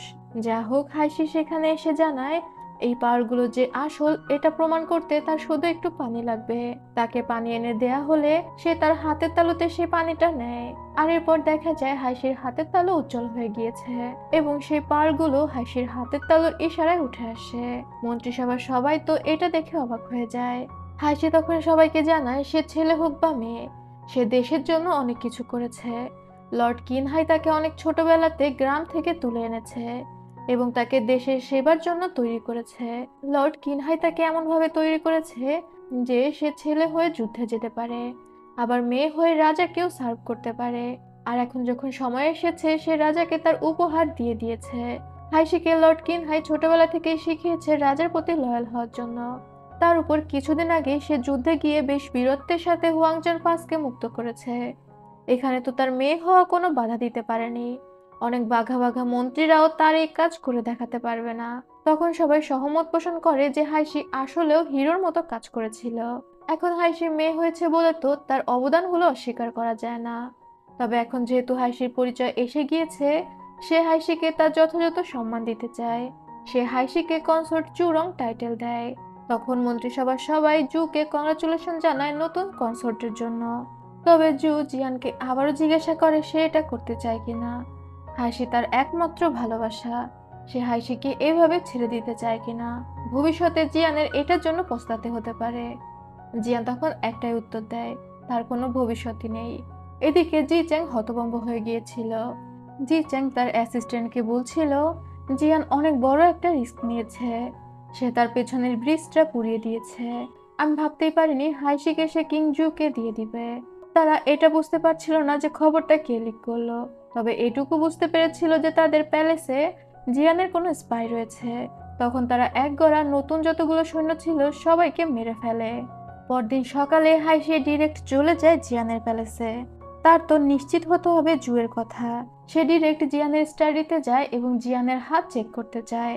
জিয়ান তো সেটা করতে দিতে চাচ্ছিল না।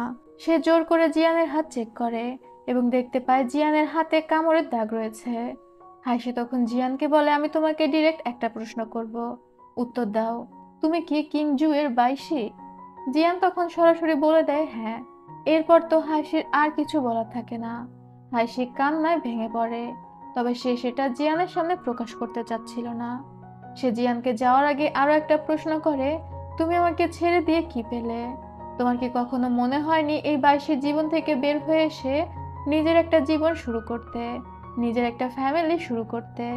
জিয়ান তখন বলে, মন চেয়েছে, তবে সেটা এখন পাস্ট। হাইশির আর কোনো কথা বলার শক্তি নেই। সে সেখান থেকে দৌড়ে বের হয়ে যায়। তবে জিয়ানও প্রচন্ড কষ্ট পাচ্ছিল। হাইশিকে আলাদা প্যালেস দেয়া হয়, আর এরপর চলে আসে হাইশি এবং কিংজু এর বিয়ের দিন। হাইশির গার্ডিয়ানের দায়িত্ব পালন করে জিয়ান। সে হাইশিকে নিয়ে বিয়ের রিচুয়ালের জায়গাতে প্রবেশ করে, তবে হাইশি একবারের জন্য জিয়ানের দিকে তাকায় না। সেখানে কিংজু আর হাইশির বিয়ে সম্পন্ন হয়।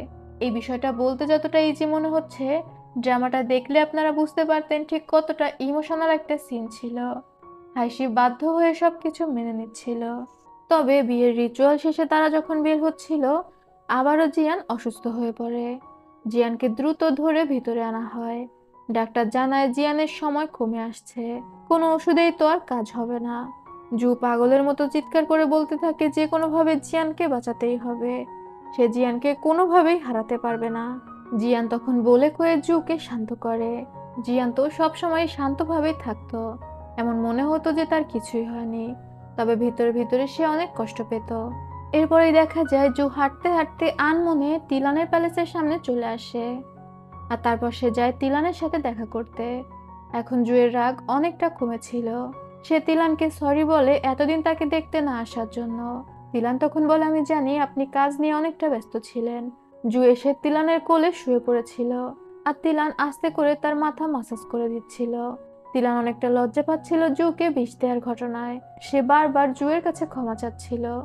জু তখন বলে, আমি জানি তুমি কখনোই আমার ক্ষতি করার চেষ্টা করবে না, এই বিষয়টা তুমি মাথা থেকে বের করে ফেলো। তিলান জুকে কথা দেয় সে সবসময় জুয়ের পাশে থাকবে। জু মজা করে জিজ্ঞাসা করে কতদিন পর্যন্ত পাশে থাকবে। তিলান তখন বলে, সময়ের শেষ পর্যন্ত।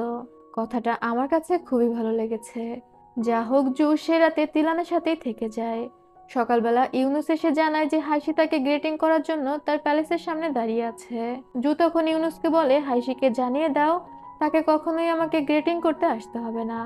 তিলান তখন জুকে বলে, আপনি হাইশির গ্রেটিং কেন অ্যাকসেপ্ট করলেন না? আপনি কি ভাবছেন আমি কষ্ট পেতে পারি? জু তখন বলে, আরে বোকা, হাইশিকে তো আমি বাঁচানোর জন্য বিয়ে করেছি। তোমার কি মনে হয় আমি মেয়ে লোভী? আমার চরিত্রে সমস্যা আছে? আমি জিয়ান আর হাইশিকে নিরাপদ করার জন্যই হাইশিকে বিয়ে করেছি। কখনো না কখনো আমি হাইশিকে মুক্ত করে দিব, যাতে সে তার মতো স্বাধীন জীবনযাপন করতে পারে। এটা শুনে তো তিলান খুশি হয়ে যায়। সে তো জু আর হাইশির বিয়েতে একটু কষ্ট পেয়েছিল। সে তখন জুকে ধন্যবাদ দেয়। এরপর হাইশি আসে তিলানের সাথে দেখা করতে। এখন তো আর হাইশি ছেলে বেশে ছিল না। সে ডিরেক্ট তিলানের প্যালেসে এসে তার সাথে গল্প করতে বসে যায়। কথায় কথায় তিলান হাইশিকে জানায় সে শুরু থেকেই জানতো যে হাইশি মেয়ে। হাইশি তখন বলে, তাহলে তো আপনি আমাকে অনেক আগে থেকে প্রোটেক্ট করে যাচ্ছেন। তিলান তখন বলে, তুমি শুরু থেকেই আমার প্রতি অনেক ভালো ছিলে। প্যালেসে তুমি আমার প্রথম বন্ধু। পরবর্তী সিনে দেখা যায় দেশে নতুন দুর্যোগ এসে হাজির। কিং জু জানতে পারে জিপিং পোর্টে অনেক বছর ধরে বৃষ্টি হয়নি, আর বৃষ্টি না হওয়ার জন্য সেখানে ফসল হয়নি। সেখানে দুর্ভিক্ষ সৃষ্টি হয়েছে। তবে কিং জু এর অনুমতি নিয়ে সেখানে প্রচুর পরিমাণে খাদ্যশস্য পাঠানো হলেও সেখানকার মানুষজন দলে দলে জিপিং পোর্ট ছেড়ে চলে যেতে বাধ্য হচ্ছে। তারা বুঝতে পারছে না খাদ্যশস্য পাঠানো সত্ত্বেও সেখানে এত সমস্যা কেন, আর সেই সমস্যার সমাধানের জন্য সেখানে কাউকে না কাউকে তো যেতেই হবে। তখন একজন মন্ত্রী সেখানে হাইশিকে পাঠানোর প্রস্তাব করে। তবে জিয়ান বলে, হাইশি এখন কিং জু এর কনসর্ট, সে তো আর অফিসিয়াল কেউ না, সে কিভাবে যাবে? তখন অন্যান্য কিছু মন্ত্রীরাও তার সাথে সহমত পোষণ করে। আবার কিছু মন্ত্রী ব্যঙ্গ করে বলে, এখন কনসার্ট হয়েছে তো কি হয়েছে, একসময় তো সে যুদ্ধ করিয়ে বেরিয়েছে, তার উপর সে নাকি ইমমর্টালের সাথে দেখা করেছে, তার মধ্যে অলৌকিক শক্তি রয়েছে, তাহলে সেই যাক না এই দুর্ভিক্ষ মোকাবেলা করার জন্য।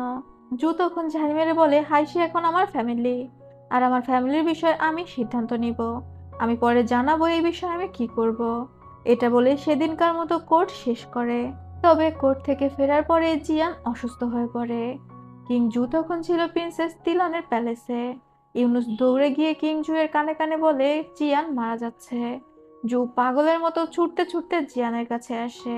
ডাক্তার জানায় জিয়ানের সময় শেষ, সে হয়তো এখনই মারা যাবে, কোনো রকম কোনো ওষুধেই আজ জিয়ানের কাজ হচ্ছে না, এমনকি অনেকক্ষণ ধরে জিয়ানের জ্ঞানও ফিরছে না। জু কান্না করছিল আর জিয়ানকে বলছিল সে জুকে ছেড়ে যেতে পারে না। এদিকে হাইশিও জিয়ানকে নিয়ে দুঃস্বপ্ন দেখে। জিয়ান এখন কোনো ওষুধও খাচ্ছিল না, মানে সে গিলতে পারছিল না, যাই খাচ্ছিল তার রক্তবমি হচ্ছিল। জু চারদিকে লোক লাগিয়ে দেয় অ্যান্টিডোট খোঁজার জন্য, তবে এটা তো আদৌ কোনো অ্যান্টিডোট ছিলই না। এদিকে এই সব কিছু না জানা হাইশি প্ল্যান করে মনে মনে সে জিয়ানকে কিং জু এর বাইশি থেকে মুক্ত করবে। তখন সে ইউরানকে বলে লাইব্রেরি থেকে তাকে কিছু বই এনে দেওয়ার জন্য। ইউরান হাইশিকে বাইশি সম্পর্কিত বই এনে দেয়। হাইশি দিনরাত পরিশ্রম করে খুঁজতে থাকে কিভাবে জিয়ানকে সে বাইশি থেকে মুক্ত করতে পারে। হাইশি তো ঘুম নাওয়া খাওয়া সব শিখে তুলে সারাদিন পড়াশোনা করছিল। পড়াশোনা বলতে বাইশি থেকে কিভাবে মুক্ত হওয়া যায় সেই উপায়। হাইশি রাতে সেই বইগুলোর উপরে ঘুমিয়ে পড়ে। সকালবেলা ইউরান এসে হাইশিকে ডেকে তোলে। সে জানায় প্যালেসের বাইরে একটি মেয়ে অনেক কান্নাকাটি করছে, সে হাইশির সাথে দেখা করতে চাচ্ছে। হাইশি তো এটা শুনে বসে থাকবে না। ইউরান তাকে নিষেধ করা সত্ত্বেও হাইশি বেরিয়ে যায় ওই মেয়েটির সাথে দেখা করতে। ওই মেয়েটি জানায় সে প্যালেসের একজন মেইড, তবে তার বাড়ি জিপিং পোর্টে। জিপিং পোর্টে তার মা ভাই বোন খুবই বিপদে পড়েছে। এই মেয়েটি স্বপ্নে দেখেছে তার ভাই হারিয়ে গিয়েছে এবং তার মা না খেয়ে অনেকটা অসুস্থ হয়ে পড়েছে। মেয়েটি প্রচন্ড কান্নাকাটি করছিল এবং হাইশির কাছে সাহায্য চাচ্ছিল। হাইশি তখন বলে সে কিভাবে সাহায্য করতে পারে। ওই মেয়েটি বলে সে জানে হাইশি ইমমর্টালের সাথে দেখা করেছে, তার মানে হাইশির অলৌকিক ক্ষমতা আছে। হাইশি যদি জিপিং পোর্টে যায় তাহলে সেই সমস্যার সমাধান করতে পারবে। আসলে এই মেয়েটিকে জি চ্যাংয়ে পাঠিয়েছিল, মানে জি চ্যাং এই মেয়েটিকে ঠিক করে দিয়েছিল যাতে হাইশি জিপিং পোর্টে যায়। আর জিপিং পোর্টে গিয়ে হাইশি যদি এই সমস্যার সমাধান না করতে পারে তাহলেই তো হাইশির সমস্ত জারি জুরি শেষ। সে যে ইমমর্টালের সাথে দেখা করা নিয়ে মিথ্যা কথা বলেছে, মানে জিচ্যাং মনে করতো যে হাইশি মিথ্যা বলেছে, এই বিষয়টা সবার সামনে চলে আসবে। সে সেখান থেকে ডিরেক্ট কিং জু এর কাছে যায় এবং তাকে অনুরোধ করে হাইশিকে জিপিং পোর্টে পাঠানোর জন্য। কিং জু এর তো এমনি মাথা নষ্ট অবস্থা, সে জিয়ানকে নিয়ে পাগল প্রায়, তার উপর হাইশি এসে আবার এই আবদার করে। জু তখন হাইশিকে বলে তুমি তাহলে আমার বার্ডেন শেয়ার করতে চাচ্ছ, মানে জুয়ের সমস্যার সময় জুয়ের পাশে থাকতে চাচ্ছে কিনা। হাইশি তখন জানায় সে জুয়ের কনসর্ট, তার আগে সে দেশের সেবক, তাই সে জিপিং পোর্টে যাওয়ার জন্য রাজি। জু তখন হাইশিকে ইন্সপেকশনে সিল দিয়ে দেয়, মানে ওই সিল দেখালে কেউ তাকে কোনো তল্লাশি করা থেকে আটকাতে পারবে না। হাইশি ওই সিলটা নিয়ে সম্মানের সাথে সেখান থেকে বের হয়ে যায়। তবে সেখান থেকে হাইশি আবার আসে জিয়ানের প্যালেসে। সাওজি হাইশিকে গ্রেটিং করে জানায় জিয়ান তো প্যালেসে নেই, সে কোথাও বেরিয়েছে। হাইশি তখন জানায় সে সাওজির কাছে এসেছে। সে সাওজির কাছে গোপনে কিছু সৈন্য চায় যারা হাইশিকে দূর থেকে ফলো করবে এবং সময় মতো সাহায্য করবে। হাইশিকে ম্যাডাম পার্ল উপাধি দেওয়া হয় এবং হাইশি বেরিয়ে পড়ে জিপিং পোর্টের উদ্দেশ্যে। তারপরে কিংজু আবারও লেগে যায় অ্যান্টিডোট খোঁজায়। তখনই ইউনুস এসে কিংজুকে খবর দেয় প্রিন্সেস তিলান তাকে ডেকেছে, সেটা অ্যান্টিডোটের বিষয়ে। জু তো পাগলের মতো ছুটে যায় তিলানের কাছে। তিলান তখন একটা বই দেখায় যেটার উপর পানি দিলে কিছু লেখা ভেসে উঠছিল, আর সেখানে ওই বিষের অ্যান্টিডোটের ব্যাপারে লেখা ছিল। সেখান থেকে তারা বুঝতে পারে লুমিনাস পার্ল যদি খাওয়ানো হয় তাহলে ওই বিষটা আস্তে আস্তে রিমুভ করা সম্ভব, তবে সেটা তো একবারে হবে না, তবে লুমিনাস পার্ল খাওয়ালে বিষের প্রভাবটা কিছুটা কমে আসবে। জু সেটাই করে, সে ডাক্তারকে বলে লুমিনাস পার্ল গুঁড়ো করে আনতে, আর সেটা যখন জিয়ানকে খাওয়ানো হয় সেটা খাওয়ার পর জিয়ান আবারও রক্ত বমি করে। তবে ডাক্তার যখন জিয়ানের পালস চেক করে সে বুঝতে পারে জিয়ানের পালস আগে থেকে কিছুটা ভালো, মানে বিষের প্রভাব কিছুটা কমেছে। তারা তো হাঁপ ছেড়ে বাঁচে যে কোনো একটা উপায় তো হলো, অন্তত কিছুদিন জিয়ানকে বাঁচিয়ে রাখা যাবে। তবে টেনশনের বিষয় হচ্ছে এখন তো আর লুমিনাস পার্ল সংগ্রহ করা হয় না। লুমিনাস পার্ল ছিল লিমিটেড, সেটা শেষ হলে জিয়ানের কি হবে? তবে যা হোক, আপাতত তো জিয়ান কিছুটা সুস্থ। এরপরেই দেখা যায় হাইসি জিপিং পোর্টের উদ্দেশ্যে যখন যাচ্ছিল, রাস্তায় সে কিছু গরিব দুস্থ লোকদের দেখে যারা কোথাও একটা যাচ্ছিল। ইউরান তখন অবাক হয়ে প্রশ্ন করে, তাদেরকে তো খাদ্যশস্য পাঠানো হয়, তারা সেগুলো না নিয়ে কোথায় যাচ্ছে? হাইসিও বুঝতে পারে না কি হচ্ছে। তখন সে ইউরানের থেকে এখানকার অফিসারদের ব্যাপারে জিজ্ঞাসা করে। খাদ্যশস্য বন্টনের দায়িত্বে ছিল দুইজন অফিসার, একজনের নাম মিস্টার চেন, অন্যজন মিস্টার বাইলি। এরপরেই দেখা যায় জিপিং পোর্টে সেই দুইজন অফিসার কানাঘুষা করছিল। তারা ভয় পাচ্ছিল যে হাইসি এসে কি না কি করবে। তখন মিস্টার বাইলি নামে যে অফিসার ছিল, সে বলছিল, আরে হাসি তো একটা মেয়ে, তাকে কিছু সোনার গয়না উপহার দিয়ে দিলে সে ভুলে যাবে। সে তো এখানে এসেছে শুধুমাত্র ক্রেডিট নেওয়ার জন্য। এমনকি কখনো হয় যে কেউ ইমর্টালের সাথে দেখা করে? তারা আসলে হাইসিকে পাত্তাই দিচ্ছিল না। একটু পরে হাইসি সেখানে এসে পৌঁছায় এবং মিস্টার বাইলি আর মিস্টার চেন হাইসিকে খুব সুন্দরভাবে গ্রেটিং করে ওয়েলকাম জানায়। এরপর হাইসিকে যখন খাবার দেওয়া হয়, তখন মিস্টার চেন এটা তুলে ধরে যে এখানে অনেক অভাব, তাই তারা ঠিকভাবে নিজেরাই খেতে পারে না, যে কারণে হাইসির জন্য বিশেষ কিছু আয়োজন করতে পারেনি। তবে হাইসি বলে এগুলো কোনো বিষয় না, আর হাইসি দুর্ভিক্ষ নিয়ে কোনো কথাই তোলে না। বরং সে মিস্টার চেনকে বলে, আমি শুনেছি আপনাদের এইখানে নাচনেওয়ালি দল আছে, আমি চাই তারা আমার সামনে এসে পারফর্ম করুক। এখানে যখন এসেছি তাদের পারফরমেন্স দেখেই যাব। হাইসির এমন ব্যবহারে মিস্টার বাইলি আর মিস্টার চেন তো খুশি হয়ে যায়।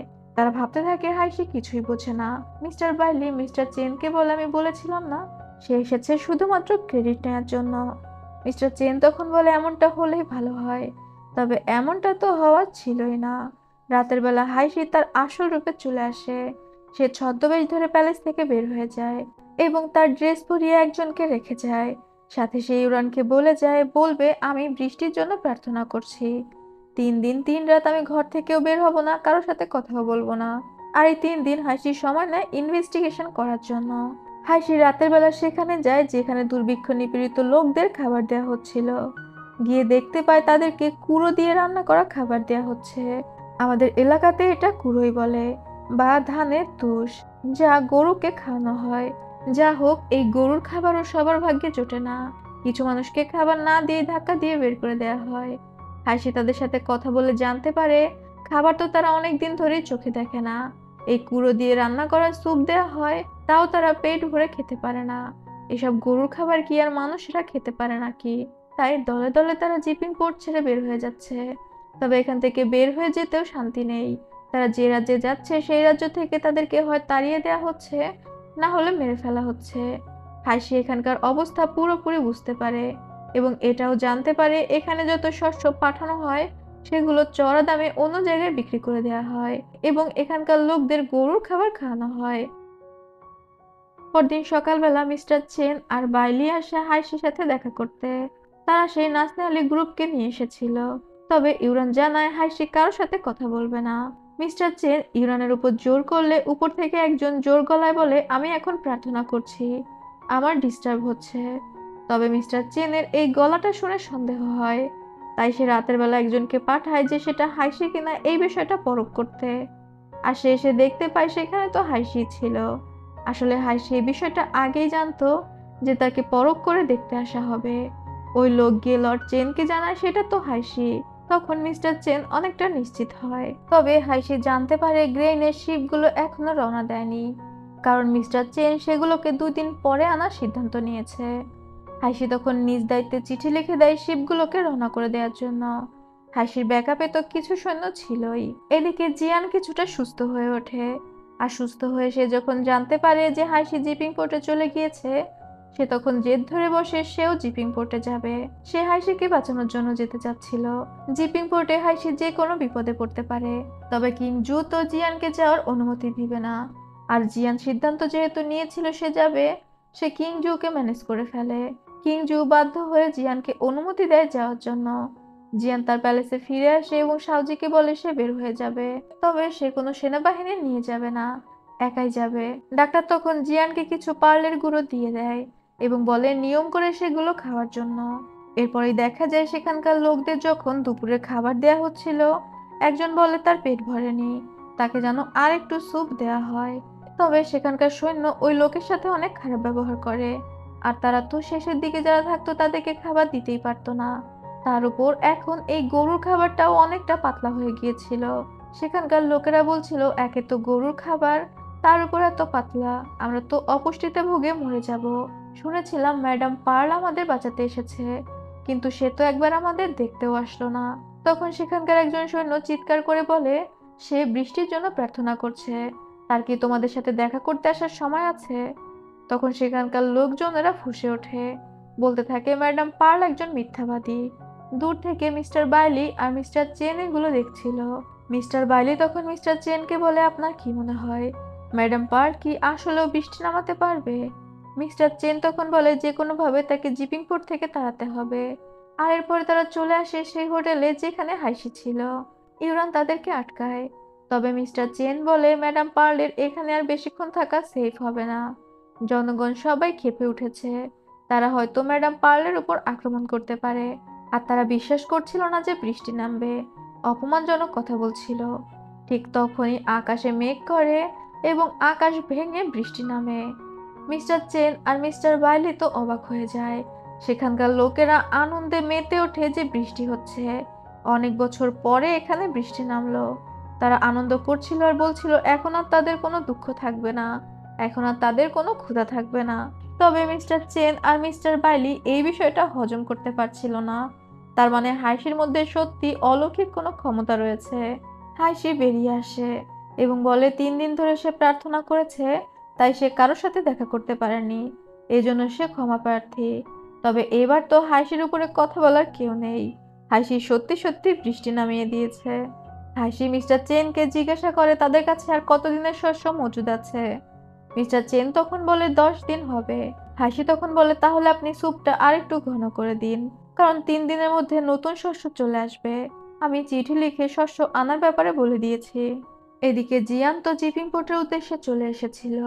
মাঝে এসে তার সেই সৈন্যের সাথে দেখা হয় যে দূর থেকে হাইসিকে ফলো করছিল। তারা আবার একসাথে রওনা দেয়। এদিকে হাইসির কাছে খবর আসে শিপ চলে এসেছে। সাথে সে আরো বলে কিঞ্জু তাকে সেই ক্ষমতা দিয়ে দিয়েছে, সে এখানে করপ্টের যত অফিসার আছে সবার মৃত্যুদণ্ড ঘোষণা করতে পারবে। তাই সে অন্যায়কারী যাদেরকে পাবে সবাইকে মৃত্যুদণ্ড দিবে। তবে ইউরান একটা বিষয় ভেবে অবাক ছিল, কিভাবে হাইসি বৃষ্টি নামালো। হাইসি তখন বলে আমি যখন এই হোটেলে প্রবেশ করি তখন আমি রেইন লিলি ফুটতে দেখেছিলাম। রেইন লিলি এই জায়গায় তেমন কমন না হলেও আমার গ্রামে প্রচুর কমন। আমার গ্রামের লোকেরা রেইন লিলি দেখে বৃষ্টি আসবে কিনা বুঝতে পারতো। এই ফুলগুলো যখন একদম লাল বর্ণের ফুটে যায় তার মানে কিছুদিনের মধ্যেই বৃষ্টি হবে। আর আমি এই ফুলগুলো দেখে আন্দাজ করেছিলাম যে কিছুদিনের মধ্যে বৃষ্টি হবে, আর হয়েছেও তাই। ইউরান হাসির বুদ্ধিমত্তা দেখে মুগ্ধ হয়ে যায়।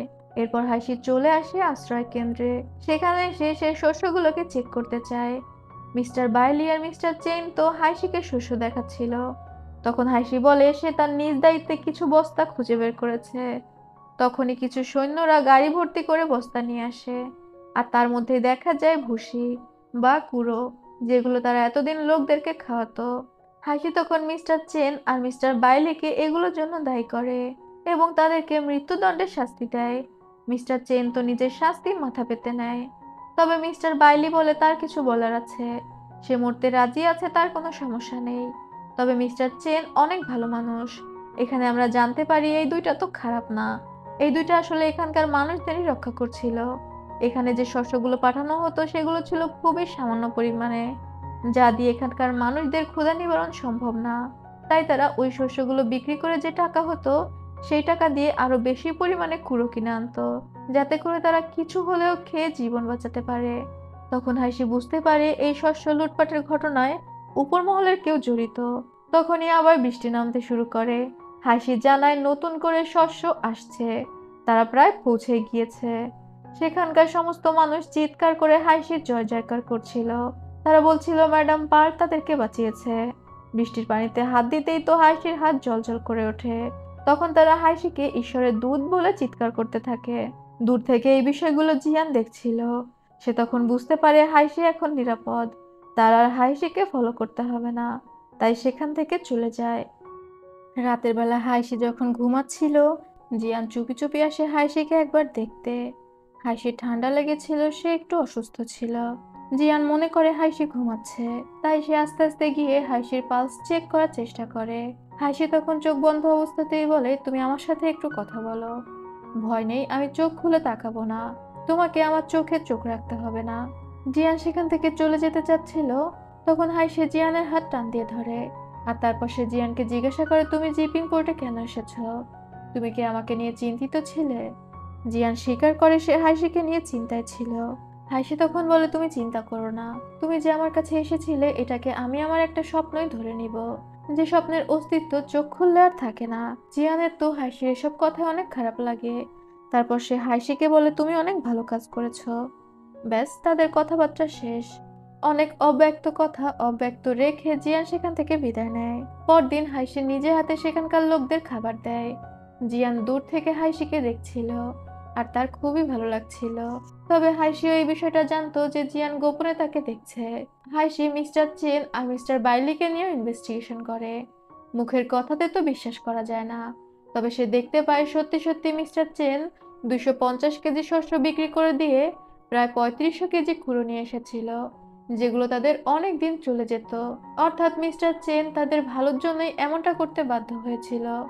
তবে কাজ করতে করতেও হাইশি বুঝতে পারে জিয়ান তাকে দূর থেকে দেখছে, আর এটা ভেবে হাইশি একটা হাসি দেয়। হাইশি মিস্টার চেন আর মিস্টার বাইলিকে ক্ষমা করে দেয়। এরপর থেকে আর কখনোই এমন হবে না। যতটুকু শস্য তিয়ানকি থেকে পাঠানো হবে, ঠিক ততটুকুই শস্য মিস্টার চেন পাবে। আর এটা নিয়ে সে যেন জিপিং পোর্টের সবার বেশ ভালো দেখাশোনা করে। তবে হাইশি যে জিপিং পোর্টের ঝামেলাটা সমাধান করে ফেলেছে, এটা নিয়ে কিং জু অনেকটা খুশি ছিল। ইউনুস কিং জুকে বলছে সে আপনার বিশ্বাসের মর্যাদা রেখেছে, তবে সে আসলেও একটা লিজেন্ড। তাকে যদি আপনি সুযোগ না দিতেন, হয়তো সে তার সক্ষমতা কখনোই দেখাতে পারতো না। তবে জুয়ের তখনও জিয়ানের জন্য খারাপ লাগছিল।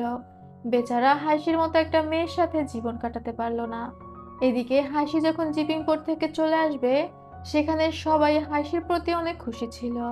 হাসি সেখান থেকে বের হয়ে আসার সময় এলাকার মানুষের উচ্ছ্বাস দেখেই বোঝা যায় তারা সবাই হাসিকে ঠিক কতটা ভালোবেসেছে। জিয়ান দূর থেকে হাসির এই সফলতা দেখছিল। হাসি একবার তাকিয়ে জিয়ানকে দেখতে পায়, তবে পলক ফেলতেই জিয়ান আবার সেখান থেকে উধাও হয়ে যায়।